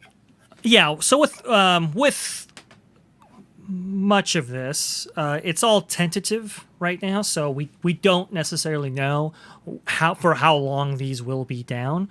For example, Matterhorn comes up right before Splash actually goes down. So it's not like the entire summer. It's just for the month of May, you don't have one of your marquee attractions in the form of the Matterhorn. That does affect ops, even if it's not for the entire summer period. And the length of time. Yeah, well, in the length of time that when we find out the length of time for these Fantasyland rides, we'll also know. We'll get an idea as to what they're doing. Yeah. If these go down for a week, well, then it's not replacing the roof. It's probably just who knows what, but it's not that. So it'd be interesting to see. By the way, okay, so what are our predictions here, fellas? Because we're in the modern age right here. If we're taking down Peter Pan, were you thinking the Native Americans being depicted in there will survive that whole thing? Oh, that's a tough one, man. I don't know. Like, I say we see him again. I say they're still there. Okay. because I mean, it's not. I don't know. Like, is it? Okay, here's the thing about that, right? And I'm probably gonna get canceled for saying this, but it's like, Sure. just having Native Americans, like showing them, isn't problematic, right? Like, from what I understand, the problems with the movie is sort of how they handle the characters, right? With the way that what they call them and things like that, right? Correct. Yeah. But the ride doesn't really touch upon any of that stuff. It doesn't. So is it even necessary to touch it? Now hey, look, I mean, maybe my mindset's different than the powers that be at Disney, but just having them exist, I don't think is the issue. It was the names and all that in the movie that were more the issue. So I agree with Casual. I think we're good. Captain John D brings up a good point here. They survived MK's recent refurb. They did. So that is encouraging, but I don't know, man. That California mindset's a little bit different than that Floridian mindset. We will see. Go ahead. We'll see. But California Dreaming, he asked us a while ago, so I just want to address it. Will Mr. Please. Toads get an upgrade ever like we have seen with the other Fantasyland dark rides? I think so, California Dreaming. I think they're methodically going through them. We did Snow White, we did Peter Pan, we did Alice. Toad is a really popular. I don't know, because Mr. Toad, it doesn't have the characters don't have the same cachet as the other attractions. So this one, part of the charm is that kind of feel that it has. It's not like you want to see, an animated mole as you're going through his dining room. So I don't think it's necessarily needed for that one. It's interesting because I have heard that the reason why the two remaining attractions in Fantasyland that haven't been refurbed at all to add new effects and maybe a different storyline or whatever in the form of Pinocchio and Mr. Toads, why they have foregone that for as long as they have is because they might be looking at replacing those things. So shut up, Drake. You shut up. I know. Hey, look, I hate it just as much as you, Casual. That is for sure. But that's what I'm hearing. Retro Nerd Girl in the chat. Yes. Learning so much about this from you guys. Hey, thank you so much for being on. I think we have maybe an upcoming appearance by Retro Nerd Girl on Absolutely. We are working on that behind the scenes. We're going to get Retro Nerd Girl on the show. We're going to talk. It won't be theme park related. It'll be more nerd culture, maybe Star Wars, Marvel, something like that. But we're definitely going to get her on. She is fantastic. And check her out on YouTube. She makes phenomenal content, especially if you're into like retro. She gets into all kinds of stuff. Like a guy like my age, like the old school Saturday morning cartoons, stuff like that. You'll dig her stuff. She's phenomenal. So check her out, and she will be making an appearance on the channel. We can't wait. Rogue Attraction, who's also in the chat, howdy, says Mr. Joe will be gone in the next 5 to 10 years. My guess. Oh no! Don't say it. You think so? I don't think so. I mean, maybe, but. It's interesting, OG. From what I understand, Tony Baxter, who was kind of in charge of the kind of, let's say, the shepherding from WDI of Disneyland specifically, right? He was kind of in charge of that whole thing. He was one of the ones that really saved Mr. Toad from the chopping block, because from what I understand, they were looking at maybe getting rid of that in a similar fashion that they did Walt Disney World's. But, it's some of this stuff, Disneyland's just treated differently, and sometimes it's just like, hey, we want this ride to remain because it's a Disneyland classic. It's always been here. We have no other representation of this attraction in any other park. People come from, all over in order to ride experiences like this that maybe our other parks don't have. Sometimes they want a presence for this stuff, and I think that's where Mr. Toad kind of lies.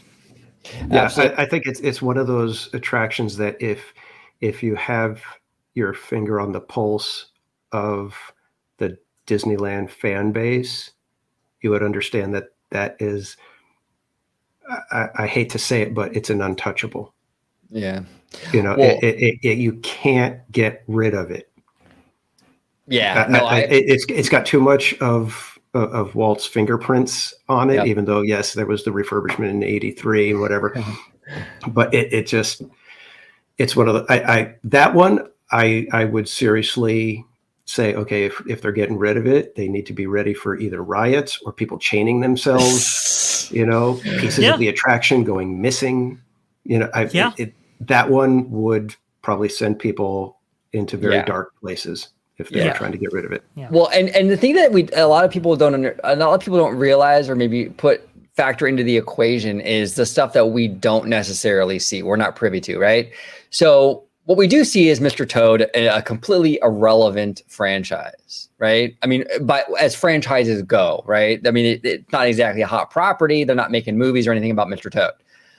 However, what we don't know, though, what we're not privy to, is what does the Mr. Toad merch at the parks do? Are they moving a lot of Mr. Toad merch? Are the Mr. Toad ornaments in the shop on Main Street selling good? Are the shirts selling good? If that's doing really hot, then I think it's safe. And we don't really know that, So well, during Walt Disney World's 50th anniversary celebration, I mean, I understand that there wasn't too much from that, but one of the things that was really successful was some of the merchandise and food offerings, and one of those was Captain John D. You're right. I mean, Mr. Toad, the special popcorn bucket that they had out there, and like the special sandwich and stuff. Those were extremely popular, and out in Florida specifically, Mr. Toad is still kind of a hot property. So, at least from the kind of the merchandise retro game, similar to kind of Figment, I mean, he's up there. So that's the kind of thing. I think it might remain just for those reasons. Yeah, and I'll let you have Pinocchio for Wish if that's the case. Yeah, you can take Pinocchio. I'll go with that one. Tangled. There you go. Oh, Tangled Dark Ride would be great. I would love that. That'd be beautiful. I mean, and speaking of Wish, by the way, I actually loved that trailer. I've been saying this for such a long time, but when Disney does Disney, and they lean into what Disney is, that fairy tale storybook studio musical, people love that. These fairy tale kind of movies typically do very, very well.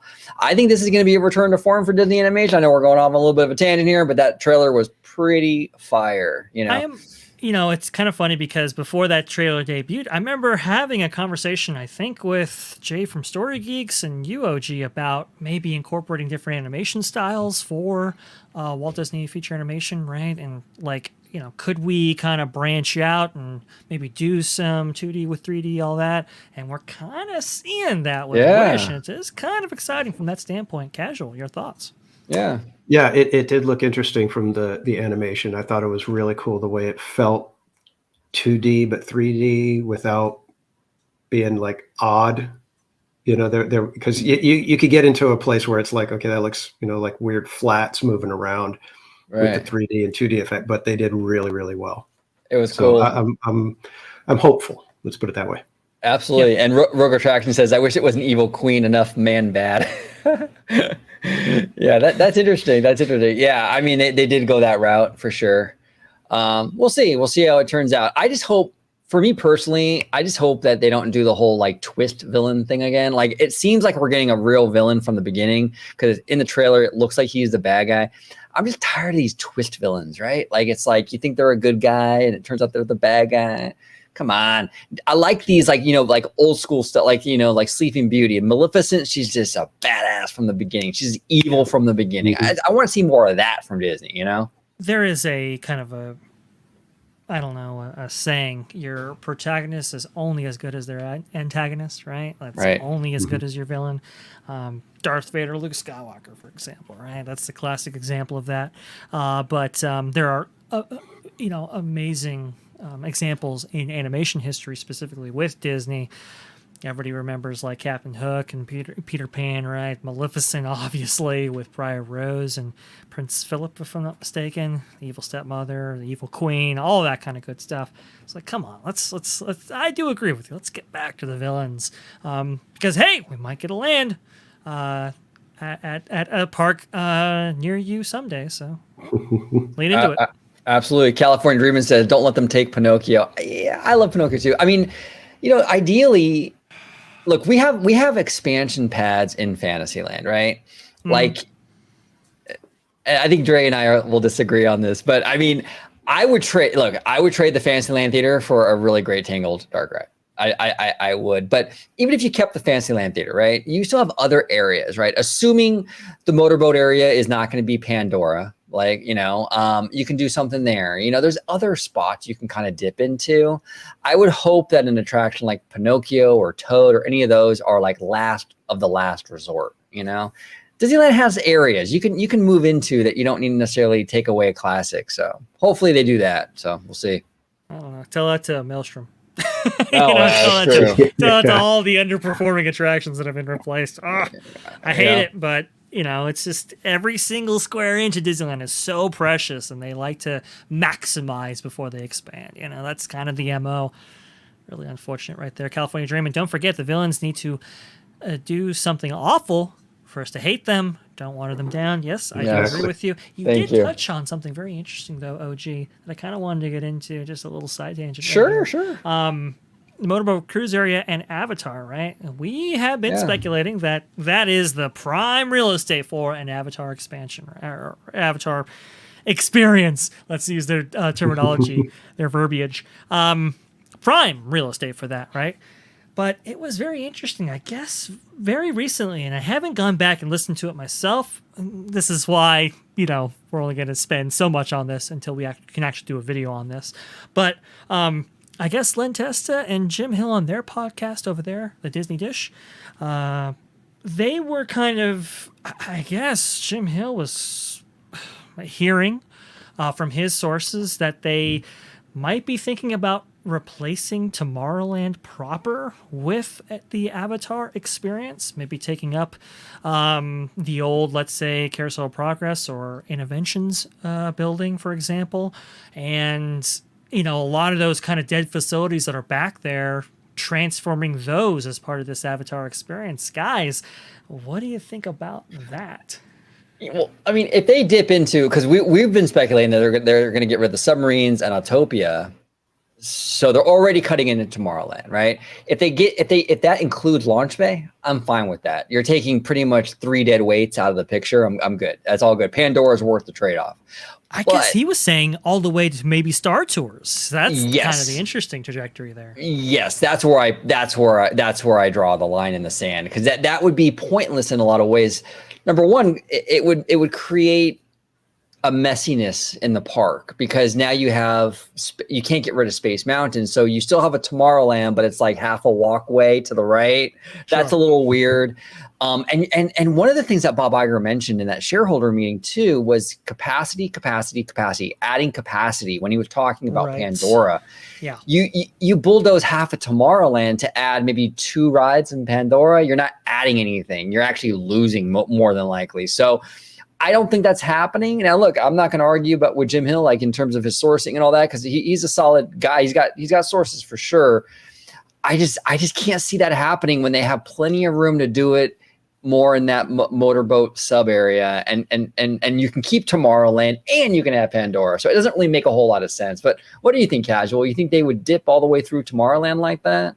I don't think they would go through all of Tomorrowland, because if they're eliminating Star Tours, it would have to end up becoming a Pandora simulator. I don't think they would keep the system in place, so it would just do that. And I don't think they would bother with that, because then you'd still have to eliminate the people mover track and platform and all of that, which if they did Pandora only up to Launch Bay, you could potentially bring a people mover style attraction back. I know that's, wishful thinking, but people mover is my favorite, so I'll always wish for it to come back. Yes. And then you'd have Buzz Lightyear still. To me, if they were going to do something like that, it would be create a new Tomorrowland that blends you into Pandora. Yes, that's exactly it. So that would be what I would think. If Tomorrowland is on the chopping block per se, then it would become the new Tomorrowland, which would have a slightly different theme than what the general what we usually think of as Tomorrowland. It's really look to me. Okay, I got a couple thoughts on this myself. Actually, I could see how like a park manager would go, oh well, we can knock out two birds with one stone. We can get new attractions or a new theme to replace this Tomorrowland theme that always is outdated every few years, right? Finally, nip that in the bud once and for all, and we get a new expansion on this, based around this hot franchise that's already accrued $5 billion at the box office. I mean, it's just an insane juggernaut for the company, and has been moving merch very well at Pandora over there at Walt Disney World. Hey, two birds with one stone. I can see how that actually gets across the finish line right there. Myself personally, though, I mean, we've all been waiting for Josh D'Amaro to make his big splash in the park scene, right? What are the big projects that he's actually going to approve? Because frankly, there haven't been a lot of them, right? I mean, what the bulk of Toontown, for example, that's a couple $1 million, right? Mm-hmm. We have Mickey Minnie's Runaway Railway that was already kind of going along with the process right there, Harmonious, and all this other stuff that was kind of moving along when Josh actually took the reins, right? So we've been waiting for a big project, and we've been kind of speculating like, hey, what does that actually look like? To take a $5 billion franchise in the form of Avatar, and now we're hearing rumors that it might actually replace Tomorrowland, and it's like, what? Like, how does that work? Even Star Wars was like, there were conversations about it replacing Tomorrowland, that you can kind of envision, that you can kind of see. Ultimately, they were like, no, this really demands its own land. It demands its own kind of theme, even kind of separated from the park in some ways, but something that complements the natural surrounding environment and all of that, right? That's what we got from like Tom Stacks, for example. To get this coming out of WDI and now under Jaddy Josh, it is kind of discouraging. It's like, really, even with a top tier franchise, we still can't go all the way like we did only a few years ago. Oh, gee, your thoughts? Yeah, I don't think they're going to go that route. Because there were rumors they were going to turn Tomorrowland into Star Wars Land, and that never panned out. Clearer heads prevailed on that one. I think the same thing will happen here. Look, I have no doubt that they're probably discussing it behind the scenes and looking at all options. Sure. But that move would be, there's so much going against it. Like, number one, you're not adding capacity. Number two, it's more expensive, I think, because now you're having to go in there and there's like, now you're like bulldozing part of Tomorrowland, or and on top of other stuff too, that you can't just do that. Now you have to bulldoze Buzz Lightyear, that whole side, right? Then you're gonna have to go over into like the subs and the Autopia and the launch bay. You're creating, it's more to demolish than if you just take the pretty much open area in the motorboat cruise area and dip into, right? There's less to bulldoze. So it's more costly. More of an addition there, right? It's more of an addition, exactly. And it makes more sense theme-wise. I can't see it happening. I really, really can't. It just wouldn't make much sense. And look, like, for example, like, you see like a ride like the Maelstrom over at Epcot, right? It got replaced by Frozen. Okay, I can get that, right? I know a lot of fans didn't like that, but look, you're taking an attraction that wasn't too popular and you're putting a super popular IP into it. You're getting capacity based on that. You're getting merch sales based on that. Sure. I don't see an upside to replacing Tomorrowland with Pandora. I don't see any upside to that.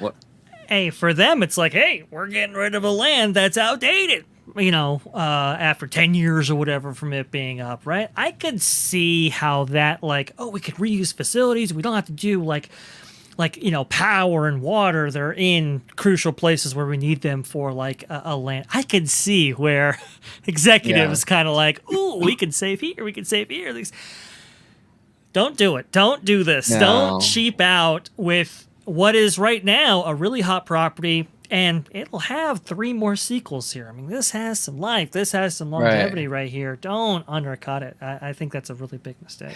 So, yeah, that would be, oh, God. Like, I was kind of going the route with, like, them bulldozing Tomorrowland and building Pandora on it. Man, if they go that route where they re-theme Tomorrowland, oh, that's horrible. Reuse existing infrastructure. That is janky as hell. They better not do that. I don't think James Cameron would stand for that, though, to be honest. See, that's the one kind of ace in the hole that we have right there, right? Because James Cameron, he ain't about that life. He's like he's looking at Star Wars Galaxy's Edge probably and going, if I don't get that, I ain't doing it, kind of thing, right? Casual. Right. I like Matt Landgrave's comment where it would be all right if they completely reimagined Tomorrowland into the grid. Oh, that would be cool. Yeah. Oh. Yeah. Yeah. That would be dope. Sam Carter on Twitter, I think, has had some illustrations of that before. You can kind of go back and look them up.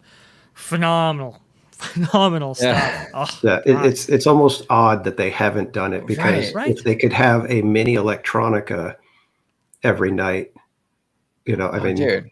And it was insanely popular. Yeah, End exactly. of line bar. End of line bar. I was going to say, you want to get people to start allowing alcohol in the parks, give them end of line, and suddenly you'll have a lot of the purists going, well, okay. It's all good. It's all good. And libations for everybody. It's fantastic. So Rogue Retraction here says, do you think Little Mermaid's performance hurts future princess movies? See, here's the thing, Rogue Attraction. I am one of those people who I have very basically zero desire to watch this live action Little Mermaid. I just don't. I love Halle Bailey. I think she's a phenomenal young lady. I think she's super talented. She's really the only thing this movie has going for it, to be quite honest. But even with her in it, I have no desire. And I don't really like the live action movies in general. So that's just kind of where I stand. I'm not so sure this movie's going to flop. The normies like weird shit, dude. The normies like weird stuff, man. Hey, Moana, from what I understand, is actually, this was relayed by WW Pro. He's hearing that they're hitting production in like fall for Moana, this live action thing. So, I mean, they haven't... Trust me, Rogue, it's not going to be predicated necessarily just on The Little Mermaid. They believe that they have some hit franchises that they can kind of turn in to stuff, whether that be Wish or whether that be, the Moana, that remake and stuff like that. Yeah. I think Little Mermaid... I think it speaks to more the live action thing than just like the princess thing. The princess brand will always be, I think, evergreen. It's $1 billion franchise. Yeah, you're right, Dre. It's gonna speak more to the live action remake situation than the princess stuff. But I don't know. Like I don't know if it's gonna flop or not, because I thought the Lion King live action looked horrible. The character designs in that one were just as bad. And it did really well. I think it was $1 billion movie, and it really wasn't. Well, that's what I was going to say. If these things are getting cranked out with minimal budget, then I mean, if you can get upwards of 700, 800 million on 150, 200,000, 200 million budget, they're going to keep cranking them out. Absolutely.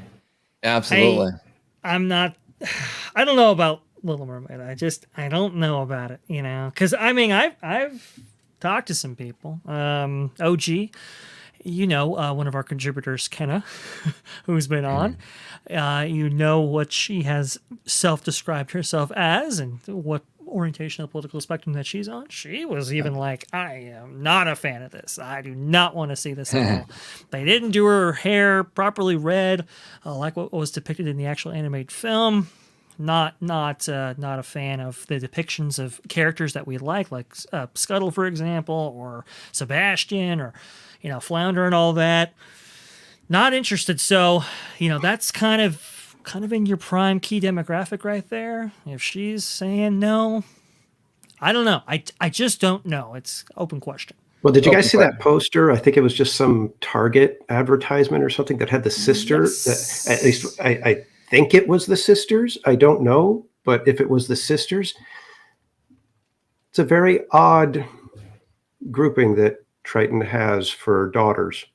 Yeah, right. It is kind of there is some interesting stuff going on with that for sure. Did you see the Triton action figure or whatever, or doll? No. Let me see if I can find it for you. But, that's funny. Comments right here. Yeah. Rogue Attraction says, so the pixie dusters are just addicts now. I mean, I think a lot of people, like, not even pixie dusters necessarily. I just think that like the normies are just on a different level than like us fanatics, right? Like I think that the normies see stuff that they go to stuff that that people in our circles would never they're not into, you know? And these live action movies are kind of proof of that. You know, a lot of like diehard Disney fans aren't into these live action films, but the general public seems to be digging them. So for whatever reason, if you ever wondered if you were better than most people, you are. Right, exactly. Oh man, that's a deep cut right there. That's a deep cut. Matt Landgrave here says, I think Lion King succeeded off nostalgia versus quality. Oh, absolutely. Absolutely. Yes. I think all these live action films are they're just playing off of the name that Disney created, 20 years ago, 20, 30 years ago? Yep, exactly. Retro Nerd Girl says, I know a lot of people that are excited for this. Yeah, that's fair. And I see it too, Retro Nerd Girl. I see it. That's why I'm saying I don't think it's going to necessarily flop. I'm not convinced it's going to be a flop. I'm really not. I'm really not. And actually, to be honest, look, I'm going to show you guys. Sure. Disney's been, I mean, some of these early posters of The Little Mermaid were pretty bad. But I got to say, like the new stuff, like this is a dope poster, dude. Like regardless if we want to see the movie or not, this is a sick poster. This looks really, really good. Some of this print media that they're putting out lately has been pretty strong. So I don't know. I don't know if you can see that, but Triton looks really odd. It's funny. His hair is too well done, I guess, with that beard. It just doesn't juxtapose right, I guess. Yeah. It's all very strange. There is a live action version of Ariel that will be making her debut in the parks very shortly here, actually, which is also another interesting question. If this movie is super successful, Little Mermaid's Undersea Adventure, does that get the live action treatment? What do you guys think? Oh, no. Nah. Because you see all these live action remakes, and they even the $1 billion little Beauty and the Beast, $1 billion, Lion King, $1 billion, Cinderella did very well. And once they're out of theaters, they're pretty much gone. Like you don't see them in the parks. Like what? What do you see? Well, I mean, if you, I don't know. I mean, they kind of fall off the radar once they're out. They you know, do, but you know, there's always that question. I mean, I guess guests, you know, they sometimes they'll go into the parks or maybe like at a Halloween event or something like that. And they're like, hey, where's Maleficent? Oh, she's right here. And it's like, ooh, but where's the Angelina Jolie version of Maleficent? You know, that's always that kind of question out there.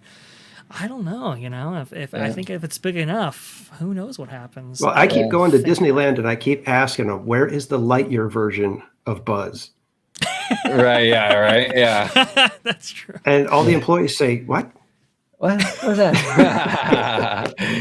And Matt Landgrave says, but let's be honest, it won't hit the $1 billion club like Mario. Yeah, Mario's going to hit the $1 billion club. But, you know, I will say this.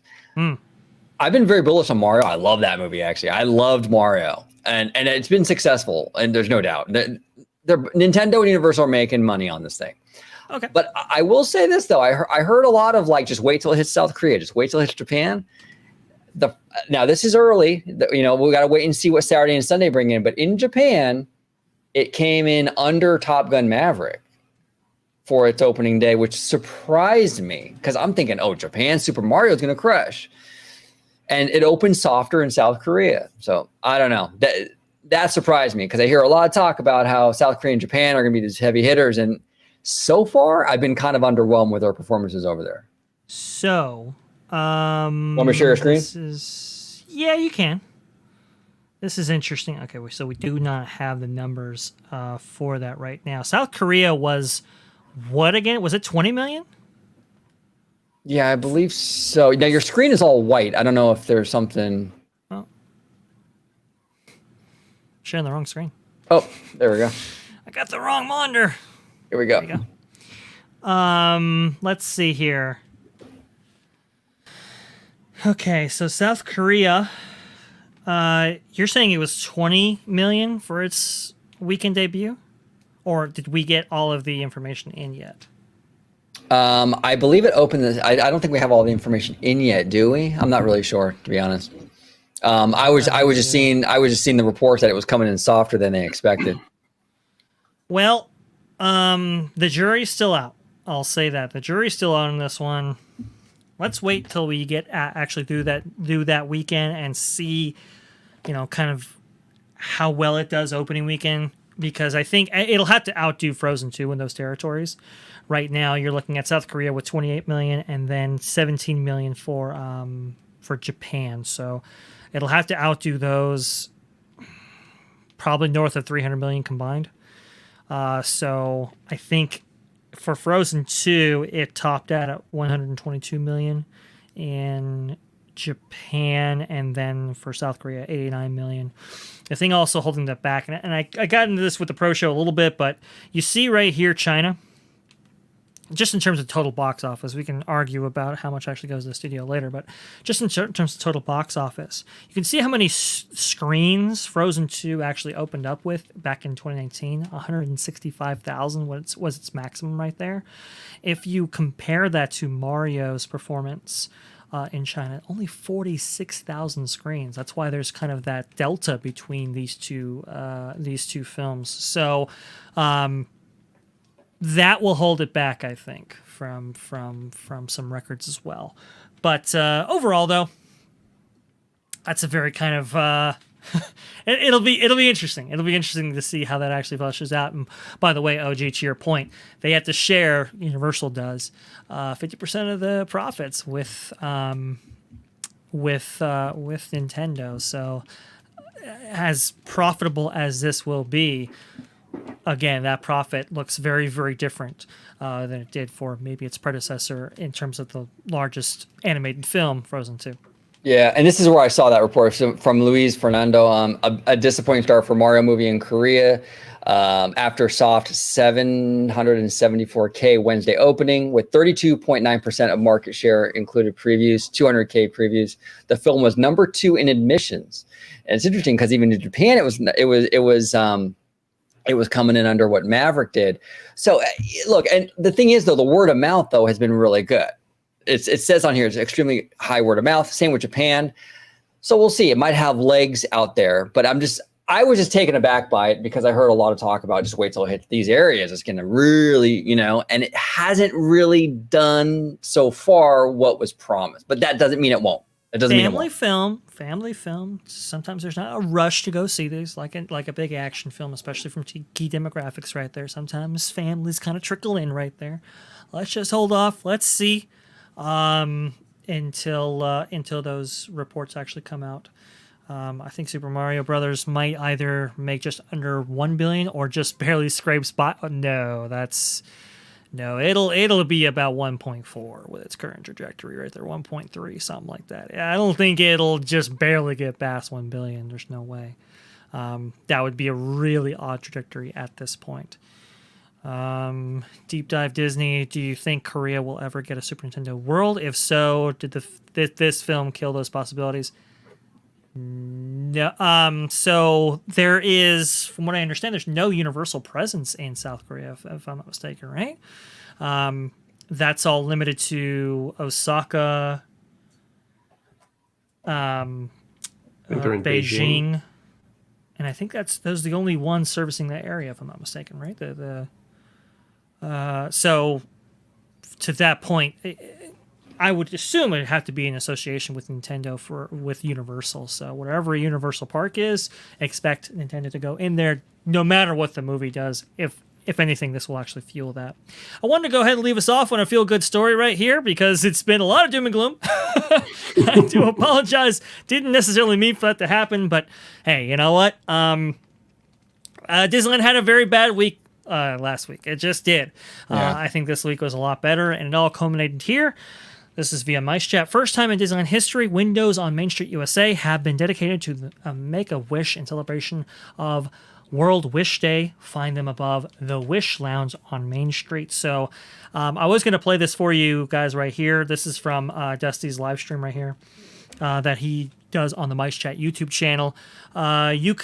He actually just filmed this today, so please, I would implore anybody to go back, watch these videos because they're actually very, very good as he walks around the parks and kind of updates folks on the status, weekly status report on the Disneyland Resort. But he goes into the detail of the significance of these windows. It's really, really cool. I implore everybody to seek that out and watch those. The first Make-A-Wish ever granted was for a youngster who wanted to go to Disneyland, and that name, amongst others, is actually honored up there above those windows. So Awesome. I thought that was really, really cool. Again, this is Disney at its best. Disney, I implore you, keep doing stuff like this. I think Yes. we need a lot more of this right now, especially. Absolutely. This is kind of a weird question. Sure. What happens when they run out of windows? Yeah, that's a question, right? You redesign the facades to include more. Add more windows. Eventually it becomes one of those modern, it's this all window, right? That's what you do. Now, Deep Dive question. Disney here says, correction, Universal didn't currently have a presence in Korea, but we're planning it until it was canceled. Yeah, I don't, honestly, Deep Dive Disney, I'm not as schooled in Universal. I'm not as familiar with them as Disney. That happens with Universal all over the place. There was going to be one in Abu Dhabi, right? There's going to be a Universal Park here, Universal Park there. And it's always, London. It's always that way until it's canceled. So that stuff happens, right? Say, Levy. But, yeah, Rich and Your Girl, one nice story. Yeah, it is absolutely a really cool story. Josh Duhamel was out there, and did the whole ceremony with this whole thing like you would any other window for a famous Imagineer, let's say, or a famous executive. This was actually pretty cool. This was a really nice feel-good story. I implore anybody to check that out. Again, go to Mice Chat's YouTube channel and watch those live streams. But I also want to say, go to Theme Park Casual's YouTube channel and subscribe for those live streams, because man, oh man, are those good. Casual, I really do sincerely mean this. I look forward to them like every single time you do one. It's just like, thank you. Casual live stream. This is going to be really, really fun. Your chat is amazing. Your activity is amazing. You're really putting yourself all into it, and it really does reverberate on the screen. So congratulations, good sir. Where can people find you? Well, you can find me on social media, on Twitter, Instagram, and YouTube. All of them Theme Park Casual. Okay, I'm gonna do something because you just hit what's your you just hit a milestone, right? Casual 500 subscribers. 500 subs. Awesome. Okay, Fantastic. I'll be right back. I have an idea. So I'll be right back. Talk amongst yourselves just for like 2 minutes, and I'll be right back. Oh, okay. Talk amongst ourselves for 2 minutes. Well, let me use this to give a little plug for my own channel. But if Please. you go to not the very last live stream, the one before it, the one that is titled "Relaxing Night at Disneyland," the one where everything went kind of crazy. Just leave a comment on that video, and you will be entered to win the giveaway that I'm doing in celebration of 500 subscribers. I'm going to raffle off your choice of one of the Fab Five or Daisy vinyl figures that was created by Jay Led. Well, that is absolutely fantastic. Absolutely fantastic. Yeah. I would implore anybody to go back and watch that video itself, because it really looks like a doozy. And you kick back while you're actually making your comment right there to enter yourself into that contest and provide our man a view here. Come on, let's help him out now. We definitely gotta get pumped. I got the goal of 1,000 subs by the end of the year. That's what I'm saying. Cool. Fantastic. We're gonna get them to 1,000. This is like totally off the cuff actually right now, so just kind of roll with me, guys. Uh-oh. Oh boy. It's on the fly. So I got these 100th anniversary collectible. They're like vintage cereal boxes, right? Oh, let me show you guys real quick. I don't usually do giveaways, but these are really, really dope. They're like 100 Years of Wonder, and they're kind of like done in like a 1950s style, right? So I will give this away to the lucky winner, and all you have to do to get to be put into the raffle, so to speak, to win this is subscribe to Theme Park Casual. Maybe just screenshot that you did in fact subscribe. Email me the screenshot, and then that will put you in the raffle for winning this right here. I will send that out to a lucky winner. So go ahead and subscribe if you have not subscribed to Theme Park Casual. Send me that screenshot that you did in fact subscribe, and you are in the running to get this in the mail. So awesome. I'm going to have to make an alt account just so I could win that. Fantastic. Before we leave, thank you, OG. That's very generous of you. I appreciate absolutely. it. We love you, Casual. We love you. And Retro Nerd Girl already in the running. Awesome. Thank you. Fantastic. Thank you. OG, that was a very amazing gesture. That is awesome. You definitely got to go ahead and to subscribe. And you know who actually called out that subscription to Casual's YouTube channel in the comments? Well, it's our boy. There we go. Captain John. Captain John G.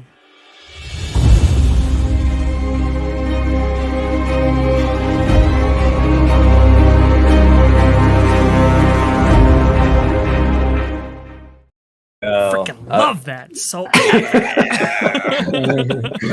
Absolutely. couldn't help myself. But OG, where can the amazing viewers find you and your just amazing generosity when it comes to the entire OG55 community? You can find me right here on Orange Grove 55 with these guys talking shop all the time, where we talk theme parks like Star Wars, Marvel, film, corporate C-suite stuff. We love getting into that Bobby Iger drama. And Bobby Iger, who doesn't get into politics, right? Doesn't get into politics. Yeah, exactly. That guy. Love talking about it. We're going to do a video soon. We don't know when exactly, but we're going to dip into this Reedy Creek lawsuit thing with Disney. It's going to be a really fun show. We got a lot coming up down the in the pipeline. That video with Retro Nerd Girl eventually. A lot of great stuff coming up. But you can find me here. You can also find me on Twitter at Orange Grove 55. And Dre, I just want to say, awesome show today. Freshly squeezed, baby. Freshly squeezed live.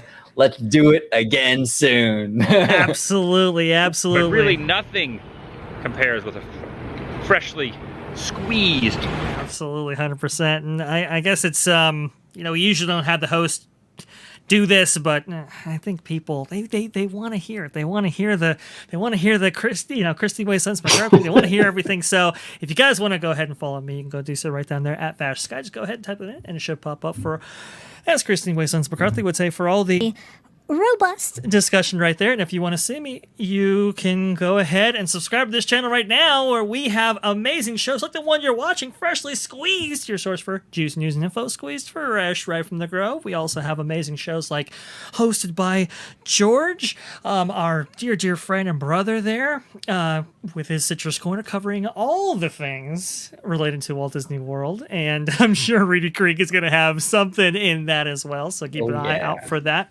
Story Geeks with Jay, where we are covering everything, the stories that most impact our lives, right? We just got done covering every single episode of The Mandalorian as it came out, so expect great content from that show as well. And also, too, the original, the classic Orange Grove 55 and Orange Nerd, where we talk about everything behind the camera, including C-Suite at the top of Disney and the Hollywood entertainment system. So definitely subscribe for all of those things. But thank you so much for coming on here and providing your comments in the chat right there. We really do love that. Everybody that was on California Dreamin', Deep Dive Disney, Captain John D, Matthew Murr, I think Rogue Attraction, right? Yep. There was Marty, Richard Nerd Girl, Matt Landgrove.